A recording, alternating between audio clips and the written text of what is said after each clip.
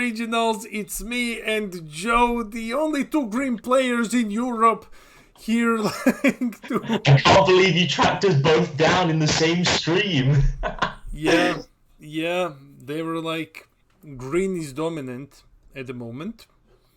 We need green players. We've been hibernating this entire time, waiting for our chance to come out of hiding, and here we are finally to cast some green games. Yes, it is time to cast green games, guys. So, yeah, this is gonna be very hype. We have over 100 players today. At least around 800, but I think we have over 100 players today. 1 second. Yeah, Nina is taking screenshots for marketing. Put on our best faces for it. Yeah. Please.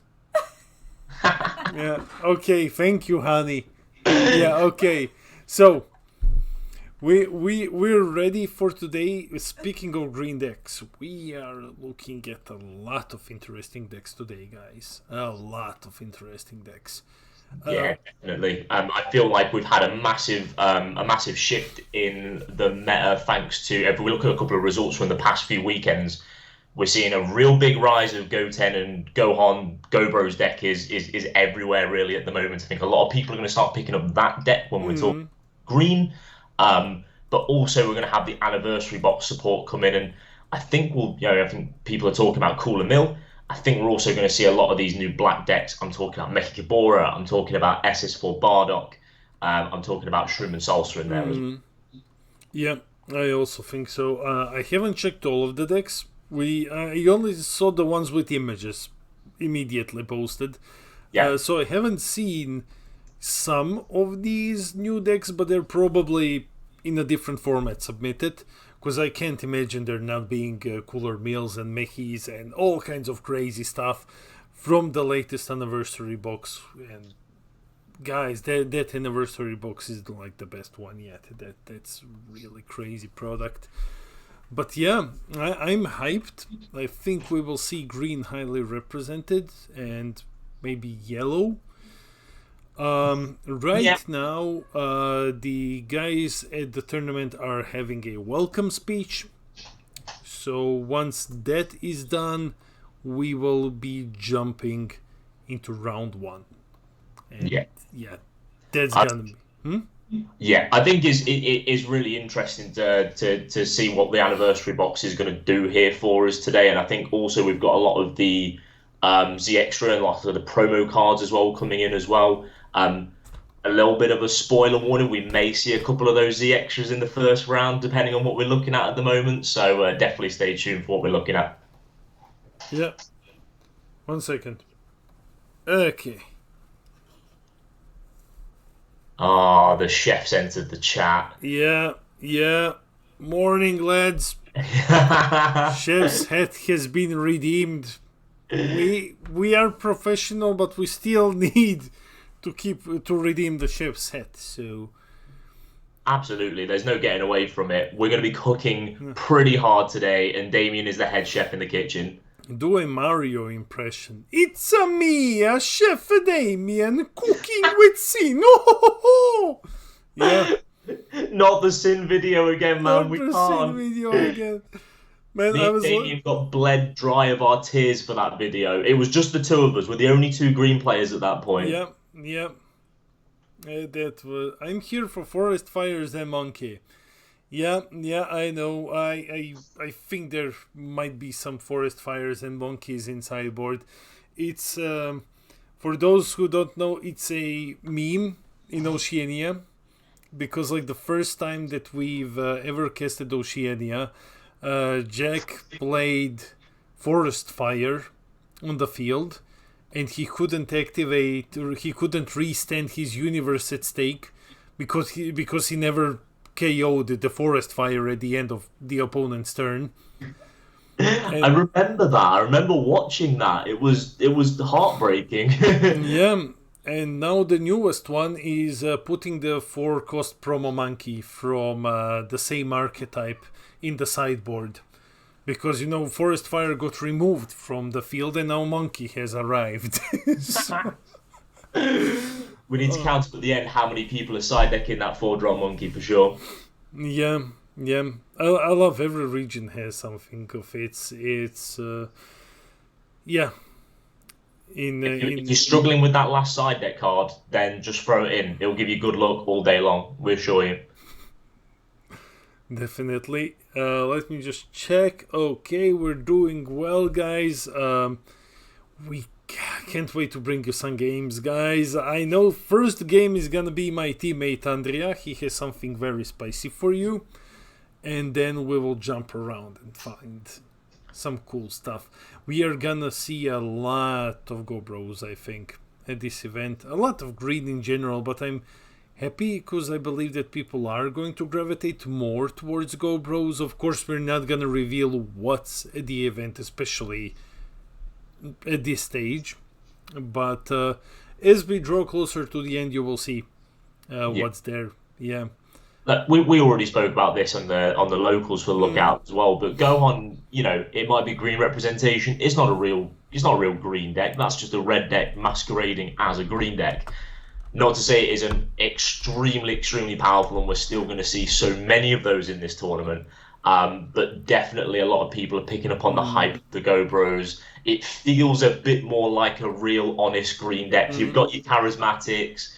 You've got your Golden Freezer Unisons, you've got all your good green mid-range stuff. Yeah. You're ripping cards, you're hitting them for loads of critical damage. Like, it totally feels so much more like a green deck than something like Gohan does. But between those two, we're going to see so much representation. And it's going to be up to the new anniversary box decks and cards to kind of push those decks out.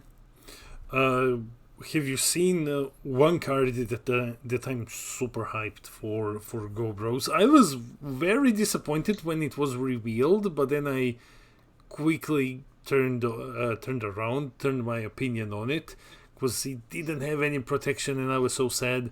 The new Trunks boss monster that was revealed yesterday. Yes. Yeah, I don't care now that it can't be countered when it swings. It has no protection. No, that's a green card for 2 energy in sideboard, which then just kind of gets rid of indestructible and discounts Z cards, Z extras. I'm like, yes.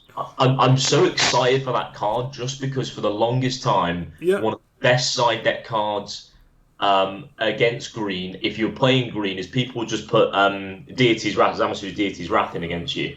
And genuinely outside of some very niche negate cards and a 5-drop Boo, having to pay 5 energy to remove it, you just had nothing to deal with indestructible. And you could sit down against something funny like Garlic Jr. or something like that, and they'd just roll you because you can't clear these massive indestructible bodies off the board. This Trunks is so exciting for that reason. Yeah, you've got all the stuff in the archetype where you're going triple strike, you're untapping yourself, you're going crazy, but being able to interact with indestructible cards, this is what green needed. We're fully back in the market, Damien. Yeah, because now we go into a mirror match, and if it's more hand destruction heavy, if you're okay, it's gonna be Gohan, with crit and hand destruction stuff in it, you're just okay, side in Trunks, there goes Amasu, let's go. It's an awesome, and it's only 2 energy for a huge guy. So, yeah. Can you see if they are still in the lobby for? Let's have a look, shall we? Welcome speech.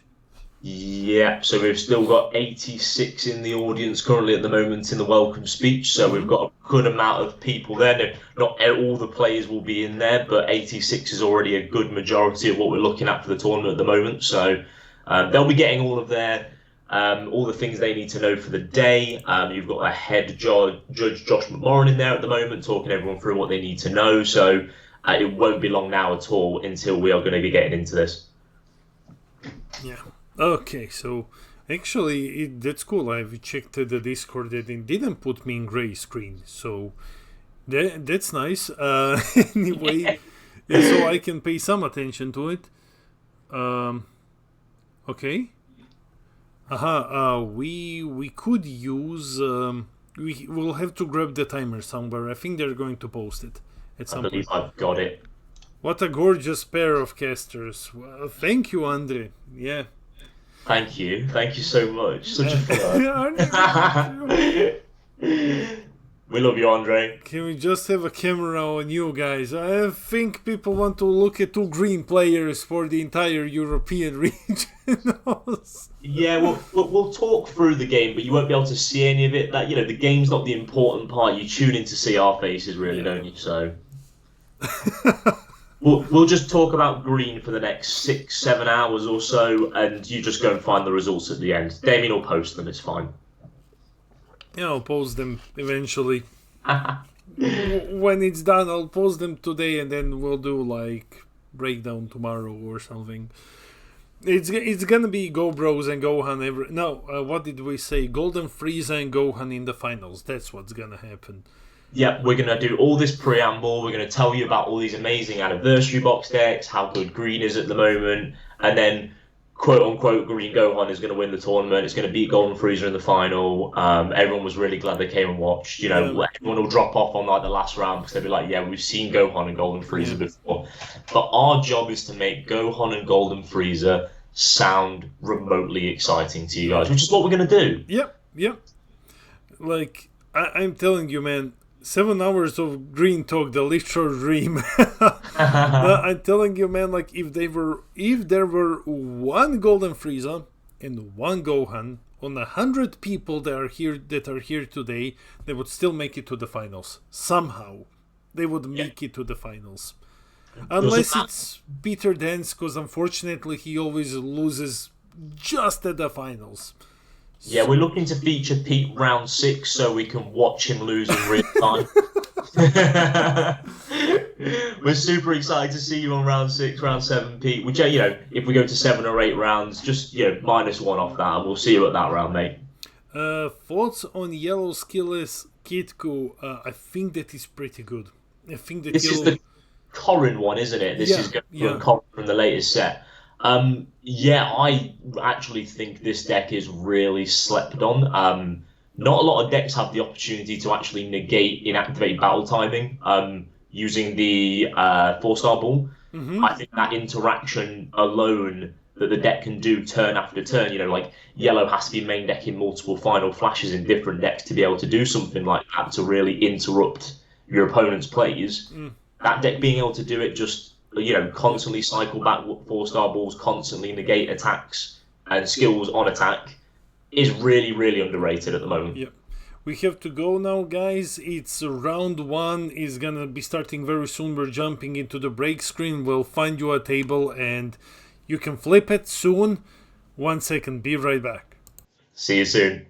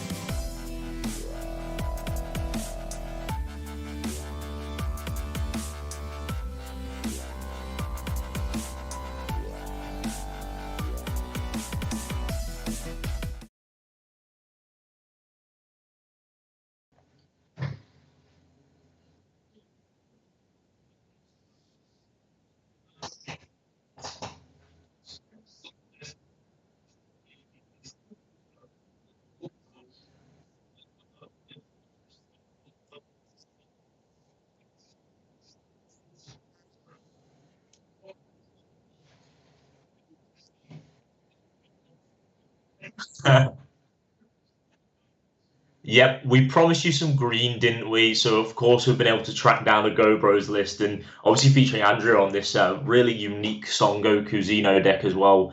It is going to be really exciting. What I'm kind of expecting from this game is, so Son Goku, like from what I understand, is a really aggressive deck. It's going to be looking to go quite hard and fast, and it's got this new Z Extra card, Body and Soul 10 times Kamehameha, which lets you take life aggressively and gets him to that awakening really early. So even though Go Bros is a bit more of a deck that likes to kind of stall out and gain a bit of tempo towards the later game, he's really going to have to look out for how quickly this Goku Zeno deck's going to get rolling.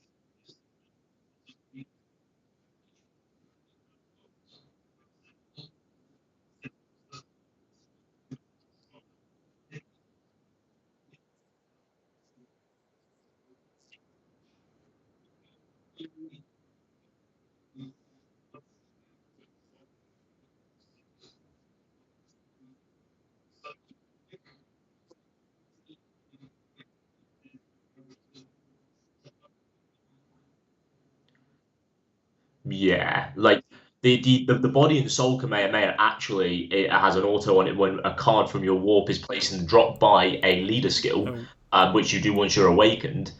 You can warp one of your opponent's battle cards, just any of your opponent's battle cards, as long as that Z battle card stays on the board. So I can see Andrea looking to take advantage of that and constantly let the one drops come back to draw two, and then just keep on warping them away to slowly break down this draw engine that GoBros has.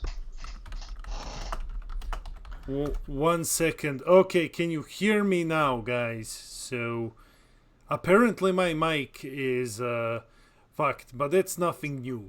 So yeah, you're good now. Thanks. Professional lookout streaming service you've Well, ever seen. well, everyone knows that we're professional. So anyway, guys, what was I just saying is, well, Andrea has been testing this deck a lot, and if he can get rid of those one drops, if he can just warp them or do something that doesn't send them to, I mean, he can just warp them instead of sending them to the drop, he can stop Gobros' engine, because these decks can often just charge the extra one drops or just send them, mulligan them away, thinking like, okay, it's gonna be safe, and then it's not. So And now it's not at all. I think Broly J's got the right opening here. So this Demon Return one is really going to help him stave off a lot of aggression. Like a lot of the cheap overrealms and free plays, like you see this Vegeta here, which has been milled using your Saiyan Leader's effect, so he gets to play it. A lot of these free play cards have little protection. They're normally 7 cost or less, so establishing the early Demagogue to be able to use Charismatic to at least take one of these threats away early doors is really going to help the GoBros player in this scenario. One huge thing that Gobros player also has in his advantage is that nothing in Goku's deck, nothing in Andrea's deck has any protection. Yes, exactly. Yeah. And it looks like he's considering a response on the Vegeta. This is just a simple 19k at the moment, really. So Yeah. he's kind of thinking about whether he wants to charismatic this, but No, I'm not I'm gonna do sold it. on this, because if he's looking to awaken turn 2, he's gonna fall to 6 lives anyway. yeah. So it's And I agree with you here as well, because what that's also done is placed a third one into the drop now. So even though the Vegeta's come out, he only had 2 cards in the drop. He's now giving him a third one back with the charismatic, which means there's an overall play live anyway. And as I say that, here's the Vegeta revived Ravager. Now we have the 3 back in the drop thanks to the charismatic to allow pressure to continue. And even though he's got the Demagogue down so he could charismatic, the Demagogue is also a really easy target for early aggression because it's only a 5k unison. So if there's any more cards to be played which don't have critical, for example, you don't need to swing at the leader and then give Go Bros a counter opportunity or an activate battle opportunity. He could combo to then be able to use his Z extra next turn. But he can't do that if you just keep on swinging at the Unison, or you're swinging heavy crit swings that he doesn't want to combo out of as well. And there we go. Yeah, so we see Revived Ravager. Revived Ravager has also milled another Vegeta here as well, so that charismatic is just... It hasn't seemed like the right choice for him here, because now he has to face down the crit swing, and I really wanted to see the charismatic on the critical attack here, so you're not losing advantage. And he's going to be staring down 2 attacks. There's also another one energy still left for Andrea here, who can quite easily play a Demigra Unison, which I think we've just seen in his hand as well, to get another Overwhelm and continue to pressure as well on this turn. And Gobros really does not like being pressured this early on in the game. Yeah, Gobros really can't handle a lot of aggression. I'm just checking with the chat that there has been a misplay. It looks like it, that the 4-drop should have been warped when it's removed, but yeah, look out cheating. Shut up, Peter. Anyway, oh, and this one is phenomenal. So this is a huge deflect attacker which also removes things from the field. He gains critical, you can play him for 1 energy, and now here is a massive crit swing at Gobros, taking out another life, sending it to the drop. And that's it. This is the kind of level of pressure this deck can put on. It's pretty unfortunate about the Vegeta that should have probably gone to the warp there, but you still see, this still gives us an idea of the level of aggression that this deck can put on. Early on here, we've had 2 crit swings go in.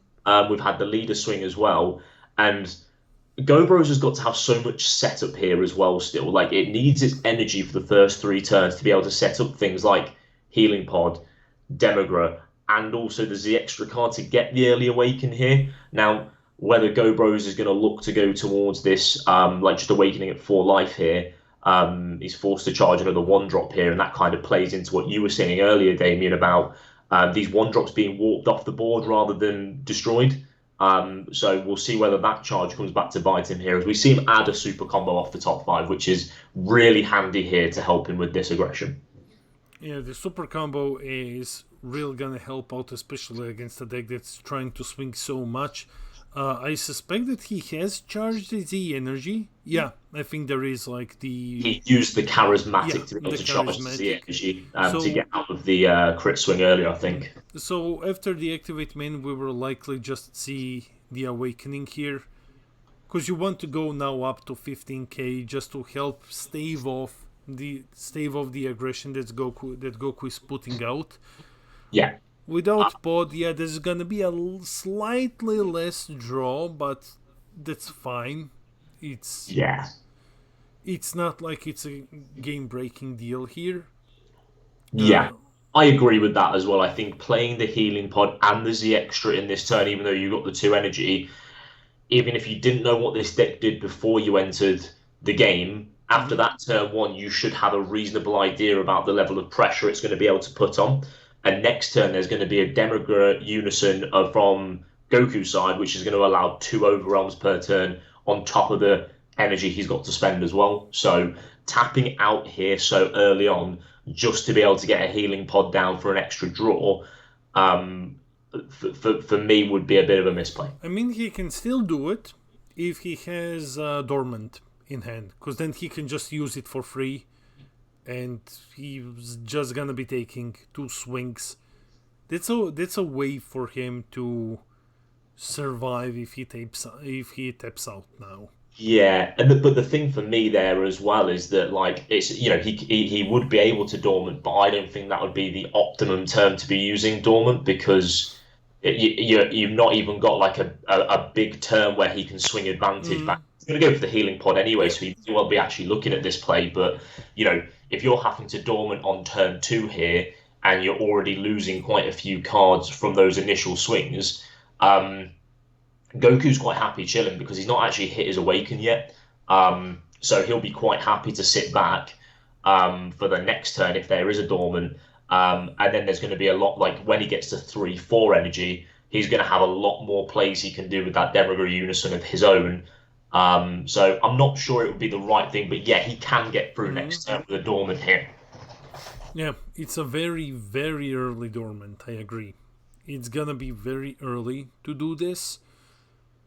And I think I agree with you. I don't think that Andre is gonna mind just not swinging a billion times at his opponent this turn.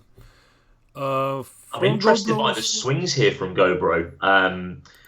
What this is, so I mean, he's going to hit Goku quite low here. He's going to hit him down to 5, which puts him in a very easy awakening. And I see Andrea here is just eating up that damage, and he's really happy to do so because next turn he's got a really easy condition to awaken. And GoBros has done nothing about the board state here as well. You've still got that Mass Saiyan at 20k. You've still got that Vegeta at 19. And all of those cards can, quite happily either swing to the Demigra to either force markers down or force more life for free without having to give GoBros more Z energy as well here. Yeah, just swing. If he can, warp the 1-drop and then just swing at the Demigra to deny Z charge. Like you said, we're seeing Andrea's Demigra coming in, which is going to allow him to overwhelm twice this turn. So I think that the best play that you can do here is try to warp the 1-drop and just focus on Demigra. You're probably going to be met with, I would be counting that I'm going to be met with a dormant potential on the first swing immediately.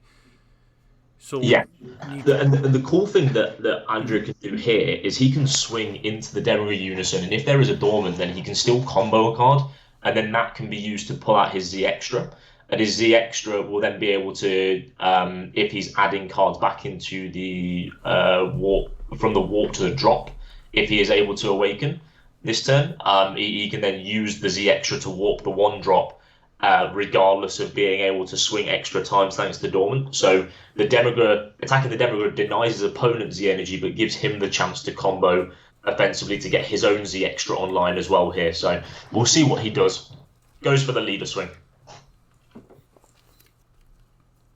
Is he gonna be met with Dormant here? You can see him eyeing it up. Exactly, there's the Dormant potential early. I think he recognises the amount of aggression.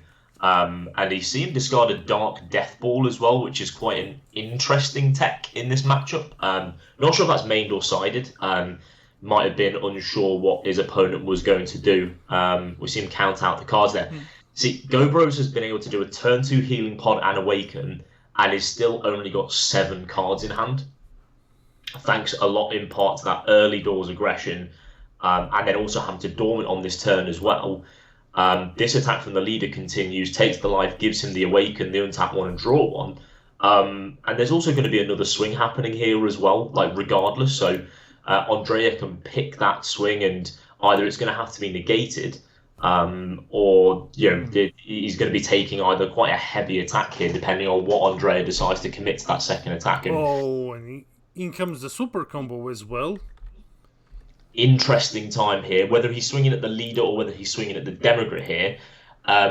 There's potentially something that Andre is looking for to see the super combo here, knowing that he's under Dormant after this swing as well, and GoBros is still on 6 life, so it might well be that Andrea is looking for something.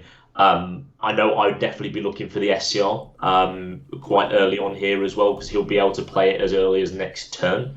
The Evil Saiyan, I presume that would be what he's playing in such an aggressive deck, so it might well be that he's looking to set up his next turn to really pile on the pressure, knowing that a Dormant's been used, knowing his opponents had to drop to 7 cards in hand. I think that he's definitely digging here for the SCR.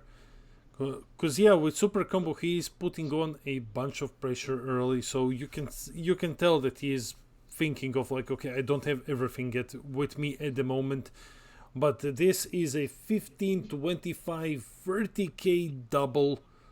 And you see him have to use the Z Extra as well, like Z Extra early, so next turn GoBros will have to establish another family Kamehameha, and to be able to even play the 8-drop on his following turn, because his opponent's going to have 3 or more energy for that card as well.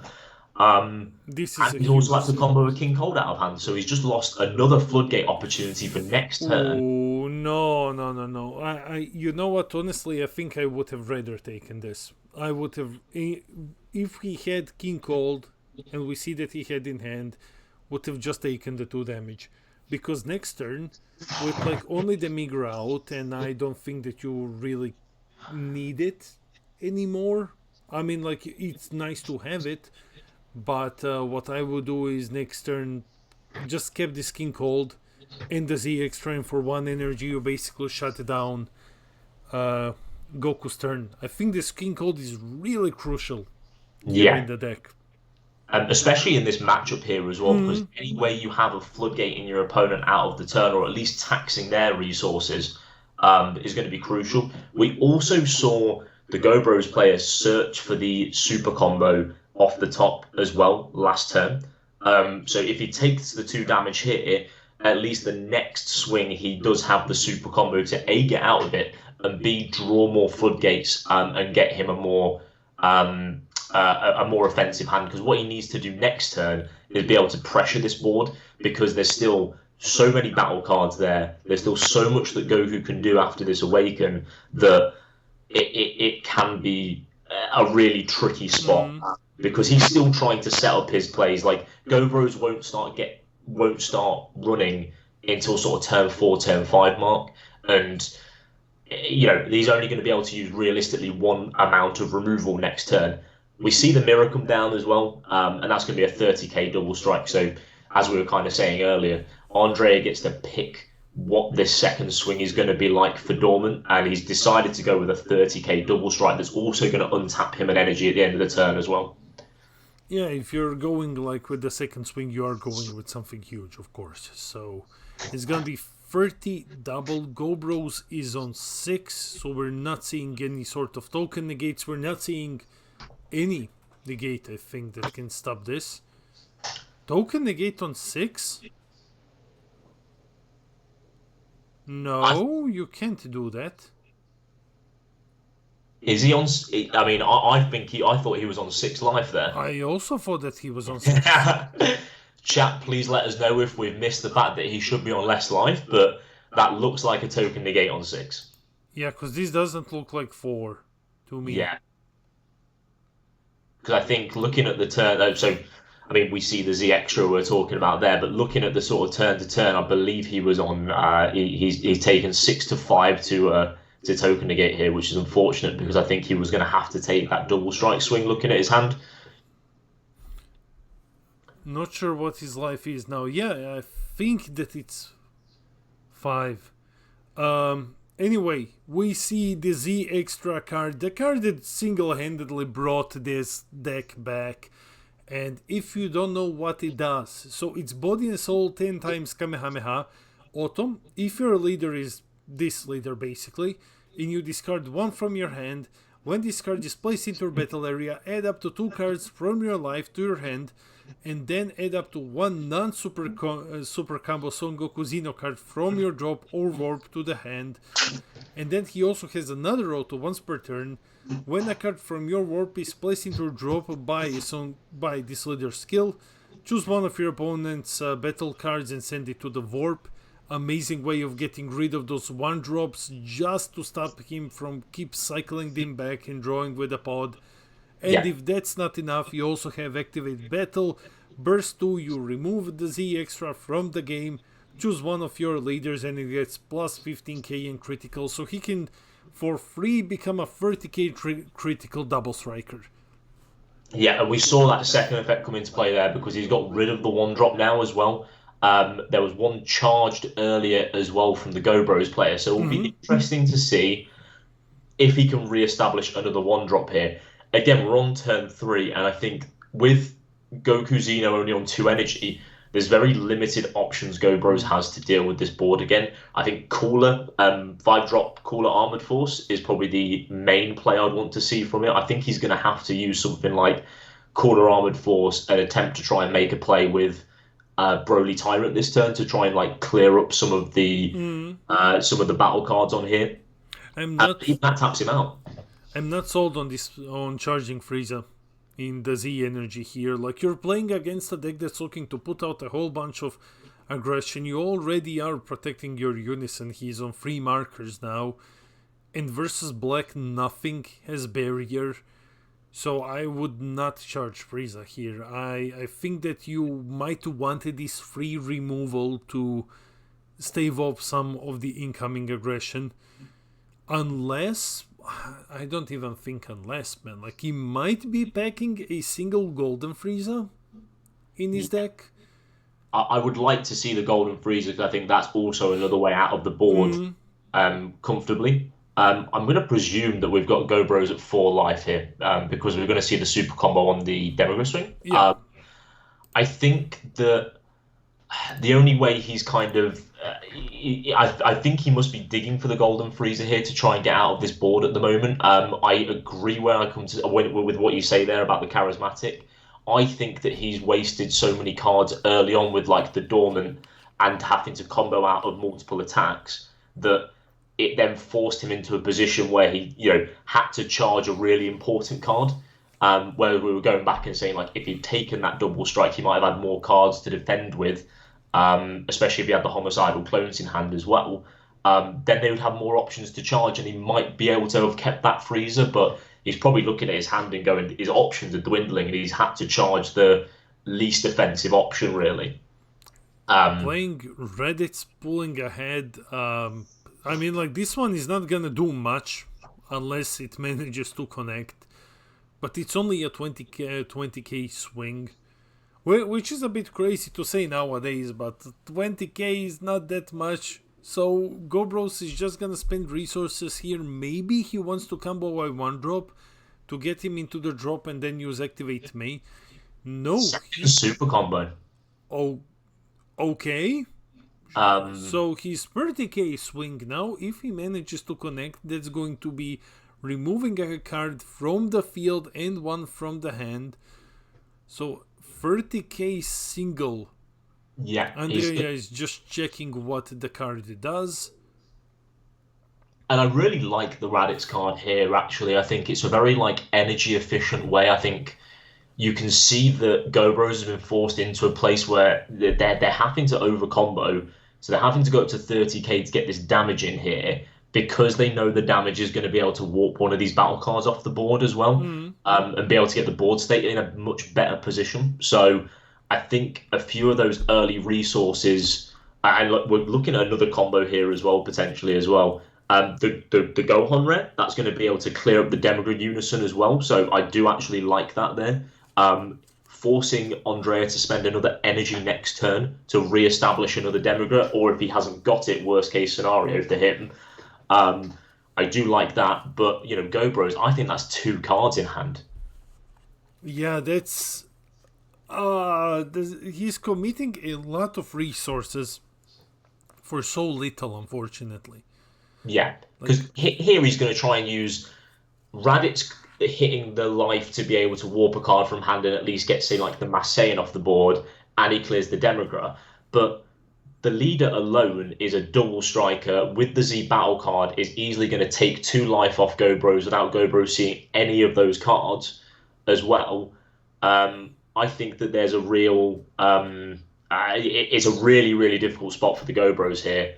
And we think we see him take the damage and just immediately discard the card from his hand. That does go to the warp, I believe. It goes to the warp, yeah. But Andrea is also the one who chooses...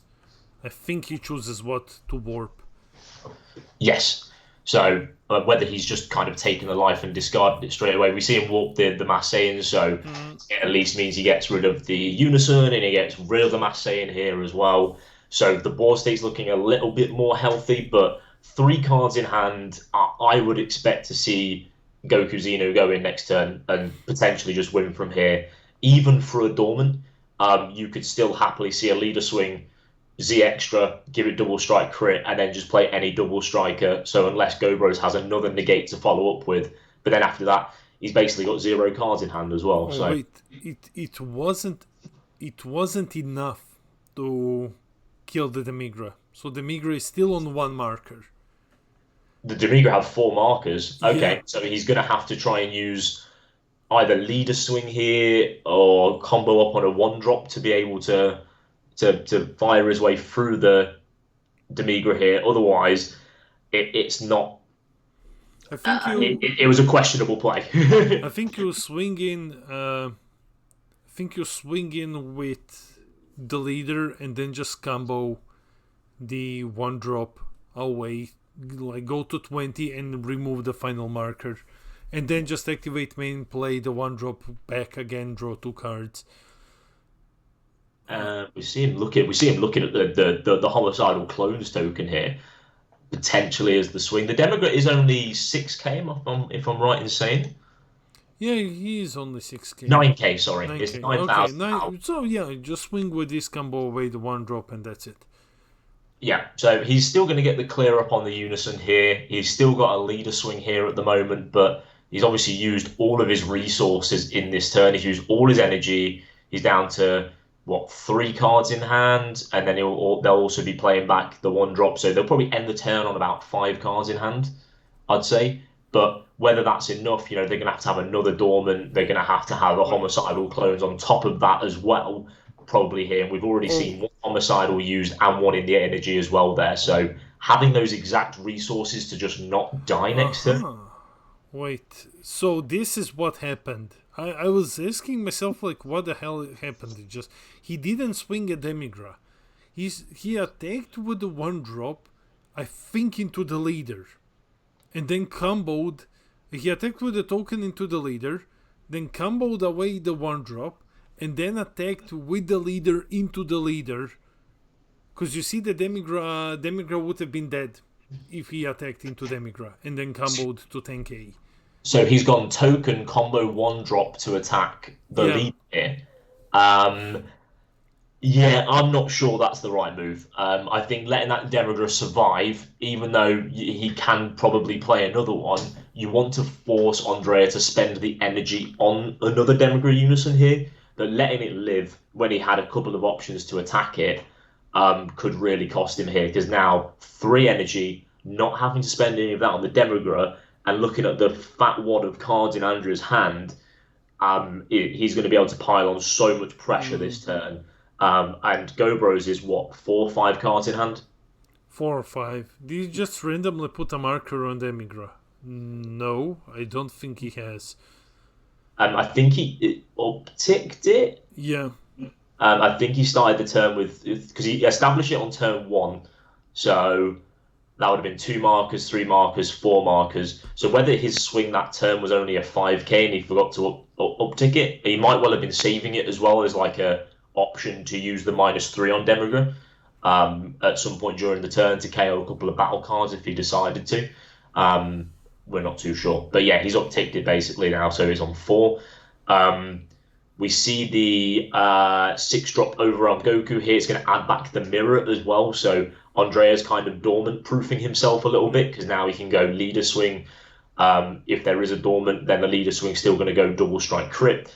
And then he can play the mirror with double strike to take the last 2 life through dormant. And again, it forces Gobros to have the exact dormant homicidal to get out of it. And if Andrea's been looking at what's been played so far, we've seen 1 homicidal, we've seen 1 homicidal in the energy. So there's only potentially 1 or 2 of that card left. So yeah, Gobros is going to have to draw some really good. You're going to have to draw pretty good to get out of this one, I think, at the moment. Yeah, I think that's what the correct play here is, that Andrea just swings first with the leader, and if Gobros has no negates, then just activate battle, burst to gain plus 15k crit, so that's 30k double crit, which is definitely going through. If he has no negates, that's connecting, that's just remove 2 and then do the entire mirror play. Okay, so there was a misplay here. Yeah, it looks like they're going back and correcting the idea that the Demigra shouldn't have survived on 1. I think the Demigra only had 3 markers, but they only picked up that it was going to remove 2. So Andrea's just correcting the board state here, because I think the other swings were going into leader assuming that the Demagogue was already dead. That makes more sense as to why GoBros did that play last turn. So I think he's gone back and corrected it, tapped his energy to play the Demagogue now, so that he can still continue to do the same play he was going to play. Yeah, okay, no harm, no foul. He's just one energy less, and that's it. So the Goku goes in first here, which is interesting, because this doesn't play around a potential dormant here. He doesn't have it though, because he's just going to take the 30k. Okay, so GoBros is on 3 now, so he was on 5 when he used homicidal clones. It's just that the lives are pretty spread out, so it looks like there is more of them. Okay, yeah, so he's taking the damage here. Andrea now knows that he shouldn't have dormant unless he just pulled it. Yeah, and now we're going to go for night. So that's the thing. So with this 30k swing, the fact that there wasn't a dormant off the bat here means that Andrea can take a bit more of a slow and steady approach to this turn. He can just keep on attacking with his board he's already got. He's going to combo up 19 here. He knows his opponent's only got a few cards in hand. He counts out his hand here for the Kai, so the Kai is going to be 10k. So we're looking at 34k single there.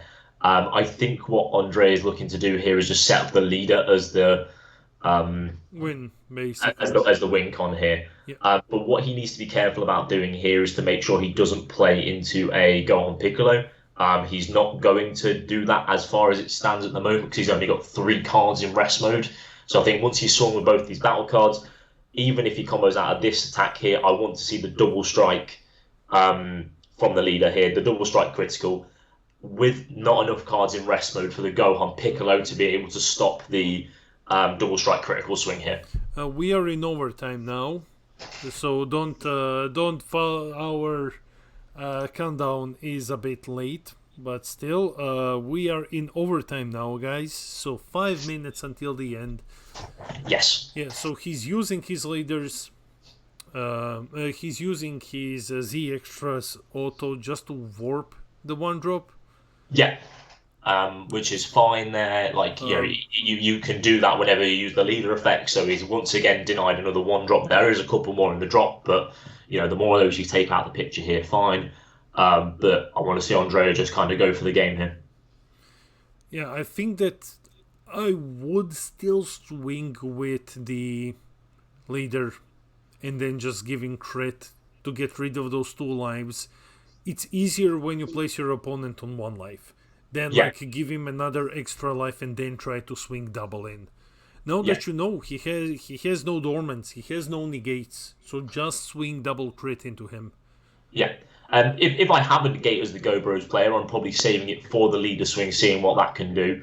But now you're going to have to contend with multiple double strikes, and now you're going to have to, if you've got that 3rd homicidal clone, you're going to have to decide where that's going.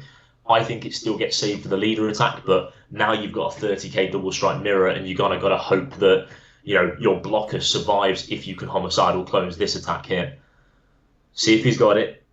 Again, I think that the odds are against him considering how many homicidal clones we've seen so far, but we'll see. I'm still thinking that he should have attacked with Goku first. And because this is just 2 extra cards in hand. I mean, of course, if he draws homicidal, it's a dead card right now. Like, he can't use it. Yeah. And he's also kind of... Now there's enough cards in rest mode for Gohan Piccolo to be live as well. So the next swing here, he's going to try and go in for lethal, but he has to combo a lot more to make sure that he's playing around Gohan Piccolo, because that represents 30k's worth of combo power. Because now we've got all those 3 battle cards plus the 2 energy that have been used as well. So I think we see the leader is probably going to go in here, but we've got to hope that there's enough cards in hand for Andrea to push through a potential Gohan Piccolo plus those 2 cards that GoBros have just picked up from the life as well. He's going to want to be thinking about... It's an unfortunate part of the game, but time rules are also in effect as well at the moment as well. So the more pressure you can put on, even if you don't win this turn, there is not much left on the timer at the moment as well. Next round, stream Bigo. Well, we can stream Bigo next round. Ollie, what are you playing at the I event? believe he's on Mechi Kimura. Oh yeah, then if he's on Mechi, we're streaming him definitely. So in comes Goku Swing. Is he gonna be met with any sort of a negate? I doubt it. Yeah, then we're definitely streaming Ollie if he's on Mechi. So leader swings, any negates, are we just going to I see? think no negates. I think there is nothing to negate with anymore without taking a life. And I think the leader is the safest swing here, so I think it's just going to be a fling everything down. It's a free on easing though. Yeah, the only card that he could have negated with. But he's not going to floodgate here, and I think there's still... So both overarms have been used, but there is one energy. And the Debra can still attack as well. It's not ideal, it's only 9k, but if he wants to start putting more pressure on here, I think we're probably going to get time called. And we can see the... Sorry, Joe. We can see this uneasing is a perfect example of why he should have first attacked with double strike crit. Because this card was definitely picked from life. There's no chance that this wasn't picked from life. But okay, here comes the Demigra swing. And he's just going to pile a bit more pressure on with this swing here. And he may well use a lot more cards from hand. He may be hand dumping, but again, I want to, I think it's going to be okay thanks to time here probably. But you could potentially play into Gohan Piccolo as the negate here. I think here it is. No. He's just going to combo the rest of his hand out. And then whether Andrea commits his last energy to look for the win here. Greetings from Ecuador. Keep alive. Hey, all the way from Ecuador. Hey, Cole. Thanks. Thanks so much for tuning in, man. Yeah.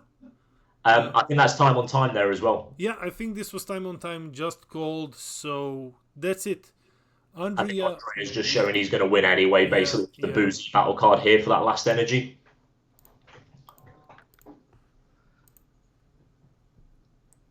There we go. So I think they're still playing. Whether they had like a slight extension because of the stream here, I'm not too sure. But yeah, the boost swings in for 25. There's only one card left in hand, and Gobros is going to take it there. So a huge victory there for Andrea. He extends the fist bump to the screen. Gobros is having none of it. He's like, I picked up this from Michael Kerrick, and I can't believe I didn't win with it. This sucks, man. I'm out of here. So guys, we're gonna be joining you immediately almost. Greetings from Chile. Hey Danny, hey, thanks. We're gonna jump into the break screen. We'll be back in like less than 5 minutes. They just had time called.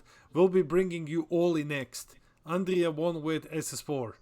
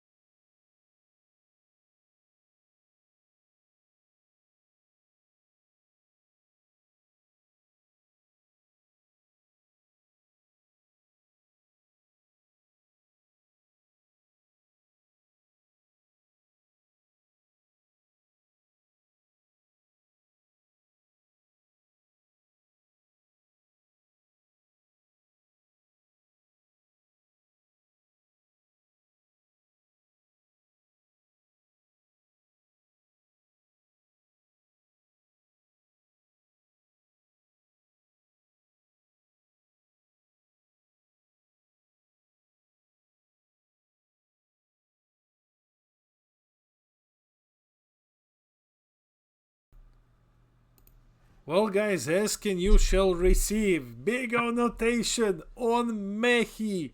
Big O on Mechi versus Damien. Not me. I'm not good enough to play at these events. Different Damien. Different Damien on Spirit Bomb. Yeah, I mean, this is the kind of thing that we've been really excited to cast leading up to this weekend. Mechi was kind of a bit of a tier 2, tier 1.5 deck for a good amount of time. Like, it did some good stuff, but didn't really have the cards to match up to the meta. BT21 gave it a good couple of support cards to really help the early turns and a bit of consistency.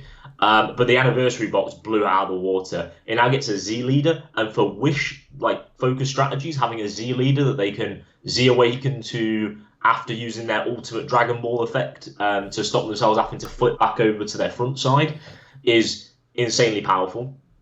And the new 8-drop that they get from the anniversary box is also ridiculously powerful. Ignores barrier and warps something on play. And then also gets to steal something on an activate main as well. It steals on the activate main when it gets played for 2 black energy, and if you have 4 or more energy, you choose one of your opponent's battle cards, negate its skills for the gain control of it, and switch it to active mode. And for those who don't know, a lot of the gimmick behind Mechi is that it steals your opponent's battle cards and uses them against you. Yep. So this is gonna be a huge one. All right. So immediately when Dragon Ball goes, awesome. Yes. So this is the best Dragon Ball for the deck. This is Yearning of the Dark Empire. This is a discard draw 2 for your leader. A lot of the time you'll use your leader effect on swing to search for 2 Dragon Balls from your life or deck, and then you'll use Yearning, discard the other Dragon Ball because it's more of gives a 5k boost, I believe. To keep on drawing through the deck, basically. One of the really key parts of Mechi and Wish leaders in general is they just do an awful lot of just searching out cards. They're going to find so much of their deck so early on by drawing through. And then that's going to play quite nicely into the idea here that Spirit Bomb is going to want to play this game a lot slower. Spirit Bomb really peaks when it gets onto that Z leader, and it can get to turn 5, turn 6, and set up a cooler counter, big leader swing, and slowly whittle down your advantage here. Yeah, we'll see how this huge Spirit Bomb matchup goes, because Spirit Bomb tier 1, definitely tier 1. Yeah, I think Spirit Bomb's been one of the best yellow decks we've seen, purely because it's a really nice generic umbrella for a lot of these good yellow Saiyan cards. You get that 20k leader before you charge 2 energy, so you can't be aggressed very easily early on. And having everything built into a leader effect that basically can't be negated as long as you've got the cooler counter, and it combos up to just, infinite K, negates all of your combo area skills and everything, just means that you have a really secure win condition that feeds into what yellow likes to do, which is just grind you down throughout the game and slowly pick off your advantage.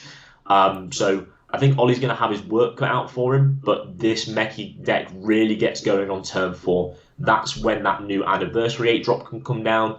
If Ollie gets himself to 3 life as well, he can set up a turn 4 8-drop, swings 3 times, Z leader, swing, as well as the triple attack on the leader once it's awakened. By removing the 7 Dragon Balls, you get triple attack, and you also get to draw for every attack. The auto on swing draw a card is not once per turn. Yeah, that's not once per turn, and not only that, man. I think that the Z leader is an amazing buff for the deck, because now you can actually do the triple attack, and then you haven't just wasted your leader. You're just okay, Z awaken now, new abilities, let's go. Love when they do this with Wish leaders. No, exactly that. And that's what makes it so powerful, is that you have that turn when your leader's swinging 3 times, your 8-drop is swinging 3 times, and it's only cost you 3 energy. You also have the opportunity to mix in the original 8-drop as well, which can also be pulled from the deck with barrier, thanks to the 1-drop Mechi Kibora from the again from BT21. That gets warped from the drop, tapping 3 energy, and can play either of your 8-drops from the deck with barrier for the turn. So there's tons of grinding Mechi can do as well. Like, as soon as it gets to turn 4, it's going to keep on dropping bomb after bomb. We see the Salsa as well on the board here. I believe this is one of the original ones from BT13. This is Ritual at Hand. When it's played, your opponent chooses 1 card from their hand and sends it to the warp, and then they draw 1. And when it attacks, you can choose 1 battle card in their drop area, send it to the warp, draw a card as well. A lot of these cards focus on either warping cards from your opponent's hand or warping cards from your opponent's drop area as well. Which facilitates a lot of the effects, because once you've hit 4 or more cards in your opponent's warp, you see a lot of these other cards come live as well. So we're going to see what Ollie does in these early turns. He doesn't need to play massively defensively against this deck, so I think Spirit Bomb is quite happy, as you see here, playing 1-drops like Kibito Kai to just search the top, slowly gain some advantage to start kind of whittling down at Mechi. Whether the Spirit Bomb player is going to be aware of exactly what they're going to expect from this new-looking Mechi Kibora deck, it'll be very interesting to see. Yeah, I think that Mechi is an amazing... it's an amazing meta call at the moment, especially when you said, okay, it warps either from the field or from the drop. If only ran into Go Bros, this would have been an easy game. Yes. You would just warp their draw engine and that's it. Versus Spirit Bomb. Spirit Bomb is, I would favor Mechi a bit more right now, because Spirit Bomb is one of those slower decks. He takes time to accumulate his Spirit Bomb. Of course, he can finish you with yellow Saiyans in general, but I think that Mechi is gonna really get an upper hand here. Because like you said, once he hits turn 4, it's bomb after bomb after bomb coming from him. So he has a very, very strong late game. Definitely. I think Mechi gets to basically pick its answer to whatever scenario is in front of it. Whether Ollie's playing it might well be playing the Demon Realm engine as well, which is the Toa swap. So using the promo to go into the 3-drop. So it has tons of answers. You say, against Go Bros, the deck is phenomenal. Because you warp the 1-drops, and then you can also use the 3-drop Toa to interact with stuff like Golden Freezer and Demigra. Here, on the other hand, though, it's going to be a bit more of a balanced scenario, because you don't get an awful lot of value from warping anything from Spirit Bomb's drop. But as you also say as well, dropping bombs as early as turn 4 and using all your 8-drops so efficiently and choosing the right one for the scenario, using the 1-drop to play the 8-drop with barrier means that you alleviate a lot of the problems of playing into a cold-hearted Shadow Dragon, for example, which we see in Spirit Bomb's energy at the moment. Yeah, seeing is in the energy. That's okay. That scene is super scary, by the way. Yeah, that is crazy card, but right now we are seeing Mechi doing... Oh, I have accidentally awakened him. Whoopsie daisy. I think it's going to be on the cards pretty soon anyway. Yeah, he's going to be there pretty soon. So Mechi is all the way down to 5. He's charging 1 support of the Dark Empire. And I like this. I like what Ollie's doing at the moment, because he's recognizing that he doesn't need these negates in his hand right now. He probably has a good number of them. Power Burst is fantastic in this deck, by the way, because you cycle into your drop so readily available. But he doesn't need the negates right now, because Spirit Bomb isn't threatening anything. It's not going to threaten big swings. It's not going to need something that you absolutely have to negate this early on in the game. You want to see those negates late game, so he's happy to charge them now. Rely on the deck to draw into more. And you see he has to go and rescue a Dark Dragon Ball from the life there. Really common strategy you see from Wish players is you look at your life. If you see the balls in there, a lot of the time you're quite happy to leave them in there for a couple of turns while your opponent's swinging at your leader. And hopefully you just pick them up off the life. The downside of that, though, is sometimes you have to go back into the life to go and find them. Mm-hmm. However, because we've now got a Z leader for Mechi, which needs you to be at 3 or less life.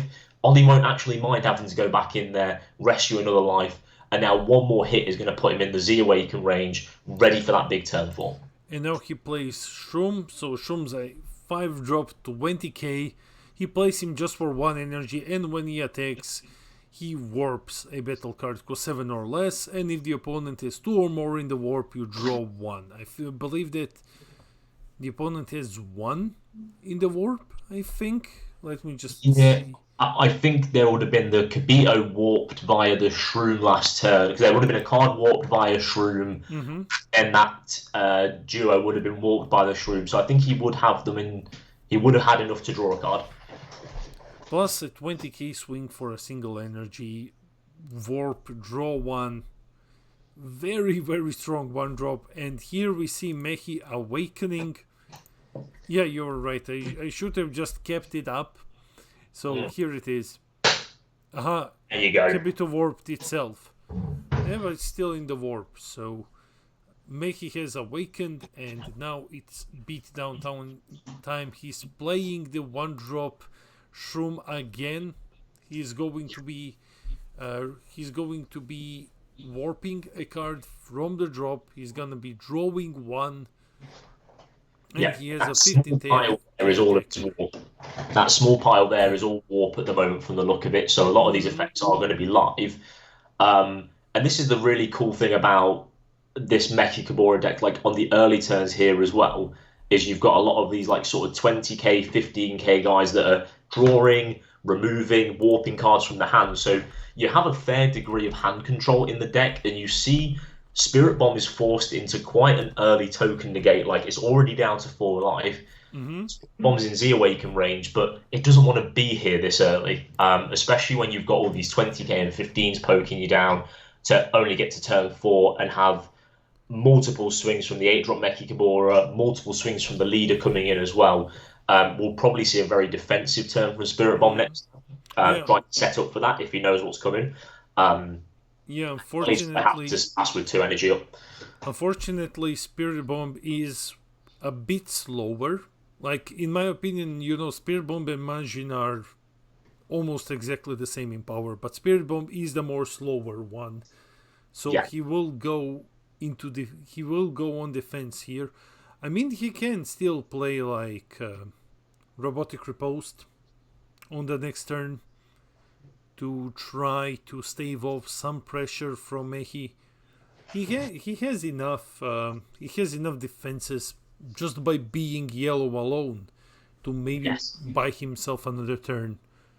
I feel like Ollie is setting up for a turn of at least a bit of pressure from Spirit Bomb here. Like, you see him leave the 2 energy up, and something that's really cool that Mechi can do on this turn is if he plays a couple of combos defensively and then also takes a hit anticipating, at least 3 attacks, Ollie can use his energy to protect. He can also use it to Z Awaken on his opponent's turn. Would he lose the triple attack for that? Yes, but if there is any form of aggression, he has that option to defensively Z Awaken into a 20k Z leader, and then he doesn't have to spend the energy on his next turn, and he can just go straight into the 8-drop play as well, and then he's got the extra 2 energy to use to add more pressure as well.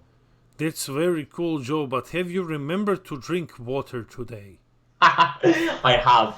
I'll have to show stream the glory of the 4-litre water bottle I have next to me. So you have the chef's hat, I have the daft water bottle. That's how we vibe. We see the Polish Spice here being stopped by a Super Kamehameha. Yeah, and I think Ollie recognises how powerful that draw engine can be, and that's how Spirit Bomb gets to later into the game, because he was going to look at a draw 2 scenario here. Stopping that as well has also used up one of Spirit Bomb's available energy as well.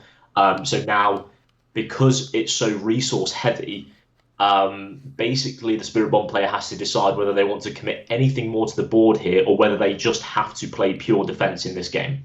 I think that he's gonna have to go with like pure defense now, but here's the problem. So Ollie combos Koitsukai away. So next turn, if he just wants to swing through, through the Spirit Bomb's defenses, he can just activate Koitsukai. Yeah, And and now Spirit Bomb's facing a really scary turn next turn where before energy you can Z Awaken, swing 3 times with your leader, swing 3 times with an 8-drop, and then also you've got Koitsukai, you've got the spare energy to Koitsukai them as well. And Spirit Bomb has not been able to do anything about this board of 20Ks and 15s. So Ollie can actually use those cards either to aggress, or he can keep them inactive and use them as a way to swing for a potential Vegito or Riposte here as well. So he's got extra battle cards already to rest to make sure those big swings get in there. Unless he awakens himself, he's not going to be able to go into the Z leader this turn. And he's also going to need 1 more Z energy. But here, we see the Koitsukai ready. We see the Koitsukai being activated here. Spirit Bomb isn't high on cards in hand. So this Koitsukai is really gonna be taxing now. We're looking at what Ollie is gonna be doing here. I think he's gonna start slowly just by swinging things from his board into his opponent. Yeah, I love that he recognized how fewer cards Spirit Bomb had in hand, and that's why that Super Kamehameha on the Roshi was so heads up, because it means that now, combined with Koitsukai, even if you're not going to do the big 8-drop turn this turn, these 1-drops, like effective 1-drops here on board, are going to force way more cards out. If he tries to riposte the turn, which he's not choosing to riposte right now, he's going to cost more cards from hand. So even though Ollie's not going to go for the obvious 4 energy big 8-drop play, Ollie's pretty happy just using this turn to chip a load of resources away from Spirit Bomb, knowing that he needs at least another good 2 or 3 turns to kind of get himself into his ideal game state. Ollie's ready to go whenever he needs to, and he's going to play this nice and patiently and just force so much advantage out of Spirit Bomb this turn. We see here a leader swing and a draw. We're waiting for negates. Oh? No negates, just comboing. Okay, comboing away the Vegeta. Now in comes He's happy with this. I think he's really happy with being able to force a lot of these 5k combos out of hand. He already sees how small the hand is getting for Spirit Bomb, and he's quite happy to just chip away and use this Koitsukai turn to pressure and either force his opponent to take life here, meaning that 8-drop play next turn is going to be even more brutal for Spirit Bomb to try and combo out of. But he constantly just accumulates his own advantage as well, because he's still got a turn where he can Z Awaken and go into and draw 3 effectively. And here's the 8-drop. Here's the new anniversary 8-drop. So guys, in case that you don't know what this 8-drop does, man, this one is a monster. He's the Flag Dual Attacker. You play him for 2 energy. You play him from your hand. Choose one of your opponent's battle cards, negate its skills, and gain control of it, and then switch it to active mode. And he also has the Flag Dual Attack. Auto, if your opponent has 4 or more cards in their warp, when this card is being played, choose up to one of your opponent's battle cards, ignoring barriers, send it to the warp. Then your opponent sends 1 from hand to their warp, which is really taxing here. It's really taxing here after the Koitsukai play, after forcing the opponent to keep comboing and getting rid of the Polish spice. There is not a lot that this Spirit Bomb can do, though his hand is still relatively healthy. Hand is still relatively healthy, but now this huge beater is gonna start swinging in. If Spirit Bomb decides to riposte now, that's 3 cards out of the hand just to do that. I don't think that's gonna happen. And let me just check. I'm not sure if Ollie is running this card, but can Ollie also follow up now with the SCR as well? If the total number of if the total number of cards in your opponent's warp is 7 or more, reduces cost. So potentially he can also follow this up with the final energy with the SCR if he's running that one. I believe he'll probably be playing Evil Saiyan in here. Yeah, probably. That's better. Because that card is, first of all, utterly bonkers. But it also kind of adds into that aggression that you look to put on. You know, like next turn there can be a SCR and 8-drop and Z Awaken happen in all in one turn. You see, Spirit Bomb is forced to riposte here to negate, and then like kind of tax the board a little bit. But that's cost Spirit Bomb so many cards in hand. Like, you know, you were saying earlier towards the beginning of the turn, he had a pretty healthy hand. I think we're down to about 6 cards in hand, and this swing is still going to happen here as well.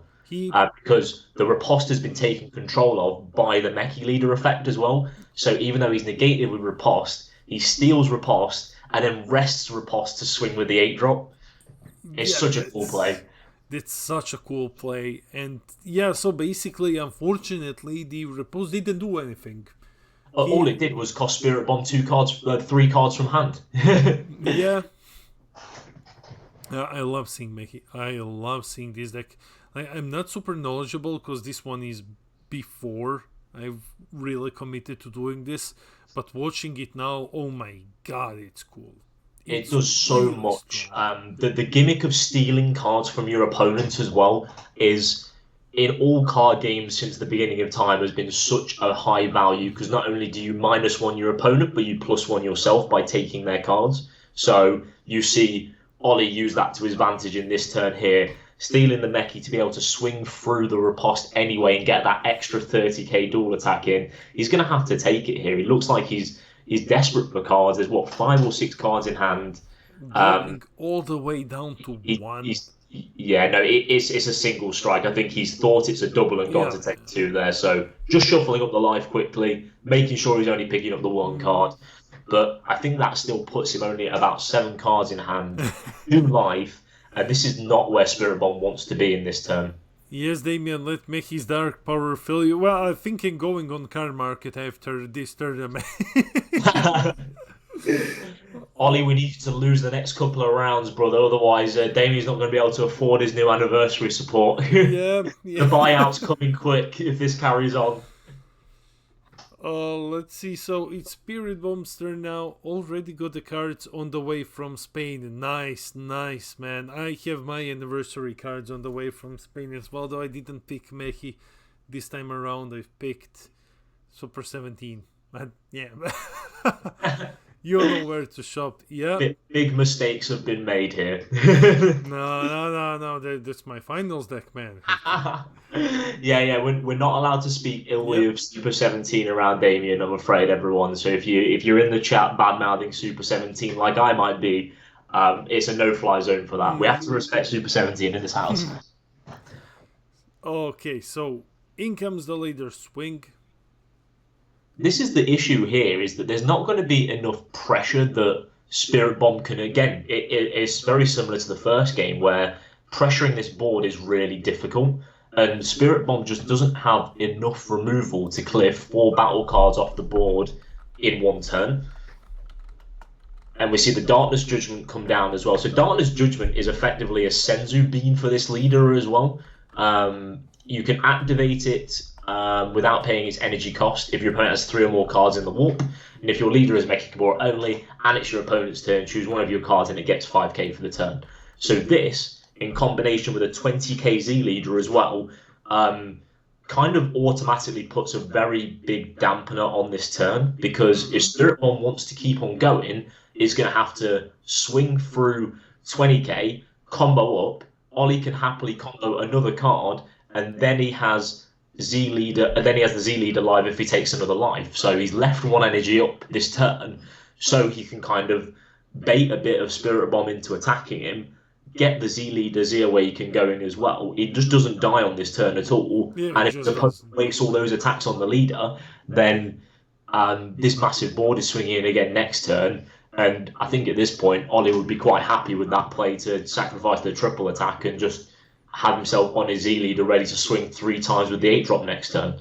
And it's going to take something like Nimbus to stop him. Yeah, he really needed that Nimbus last round, man. Like, okay, so because that's the good thing. Like, but I think that Ollie can also just bait the Nimbus, and then like if Nimbus comes, then like okay, triple attack and start swinging in with the leader.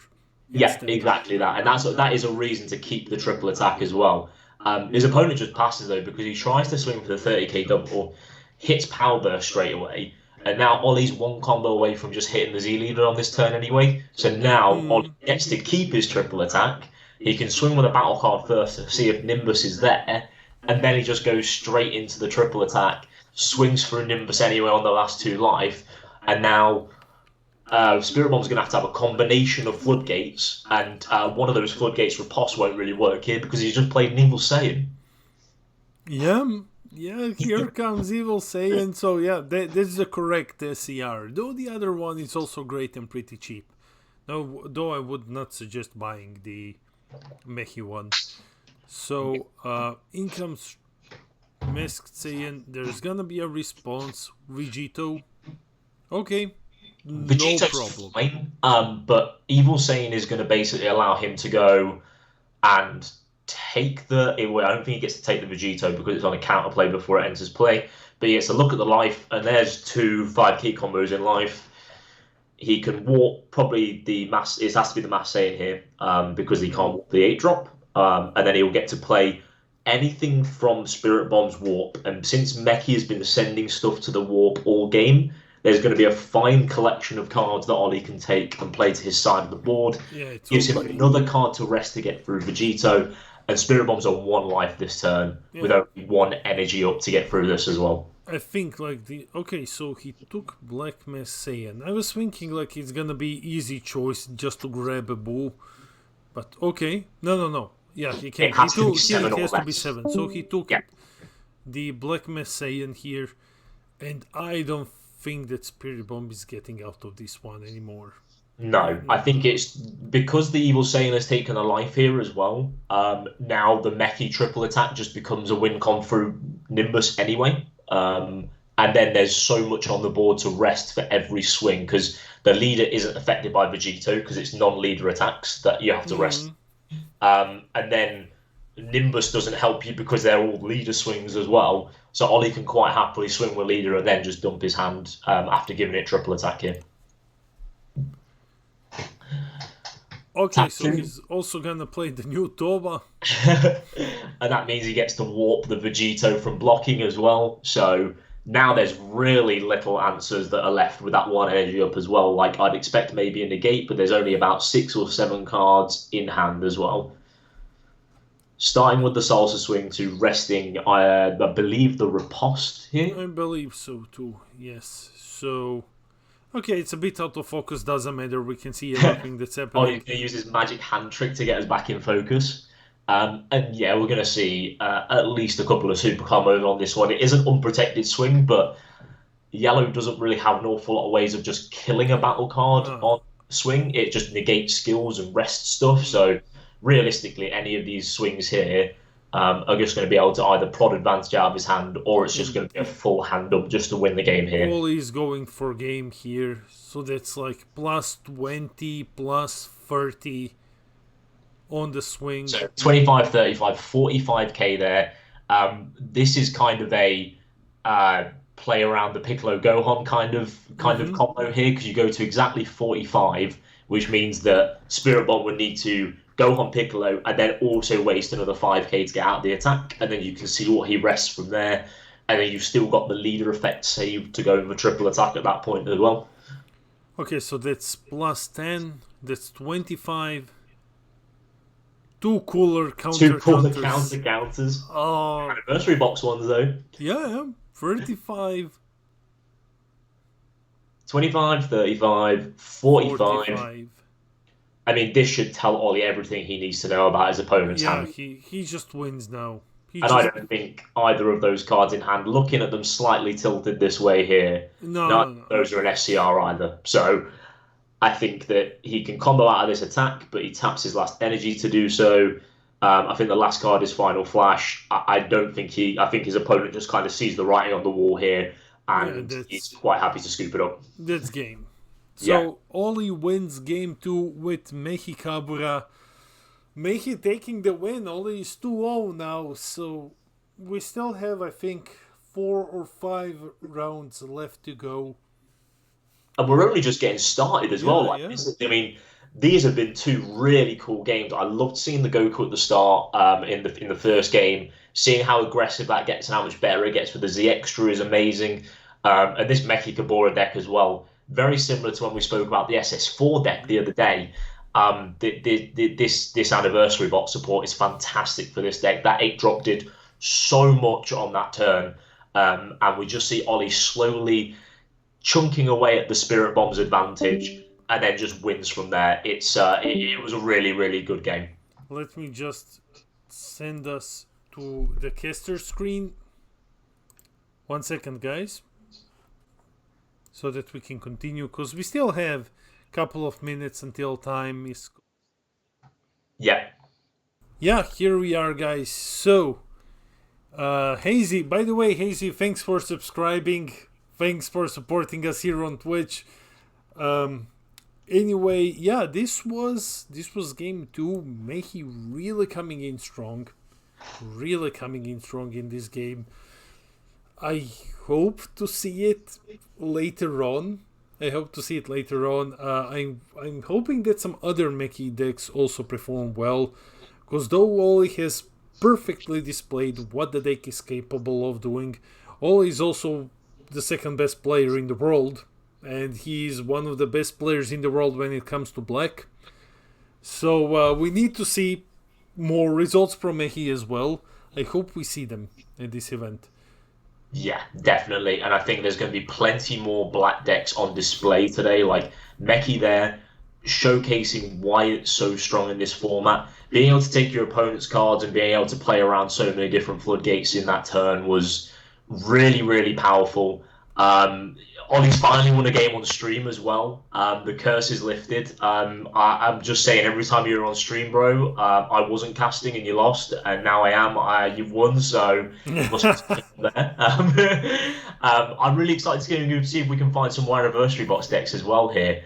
Haven't seen a lot of Cooler Mill taking a stance at the moment, but I think these black decks are just so much stronger. I'm looking forward to seeing some Mechi. I'm looking forward to seeing some SS4 as well in the field as well at the moment.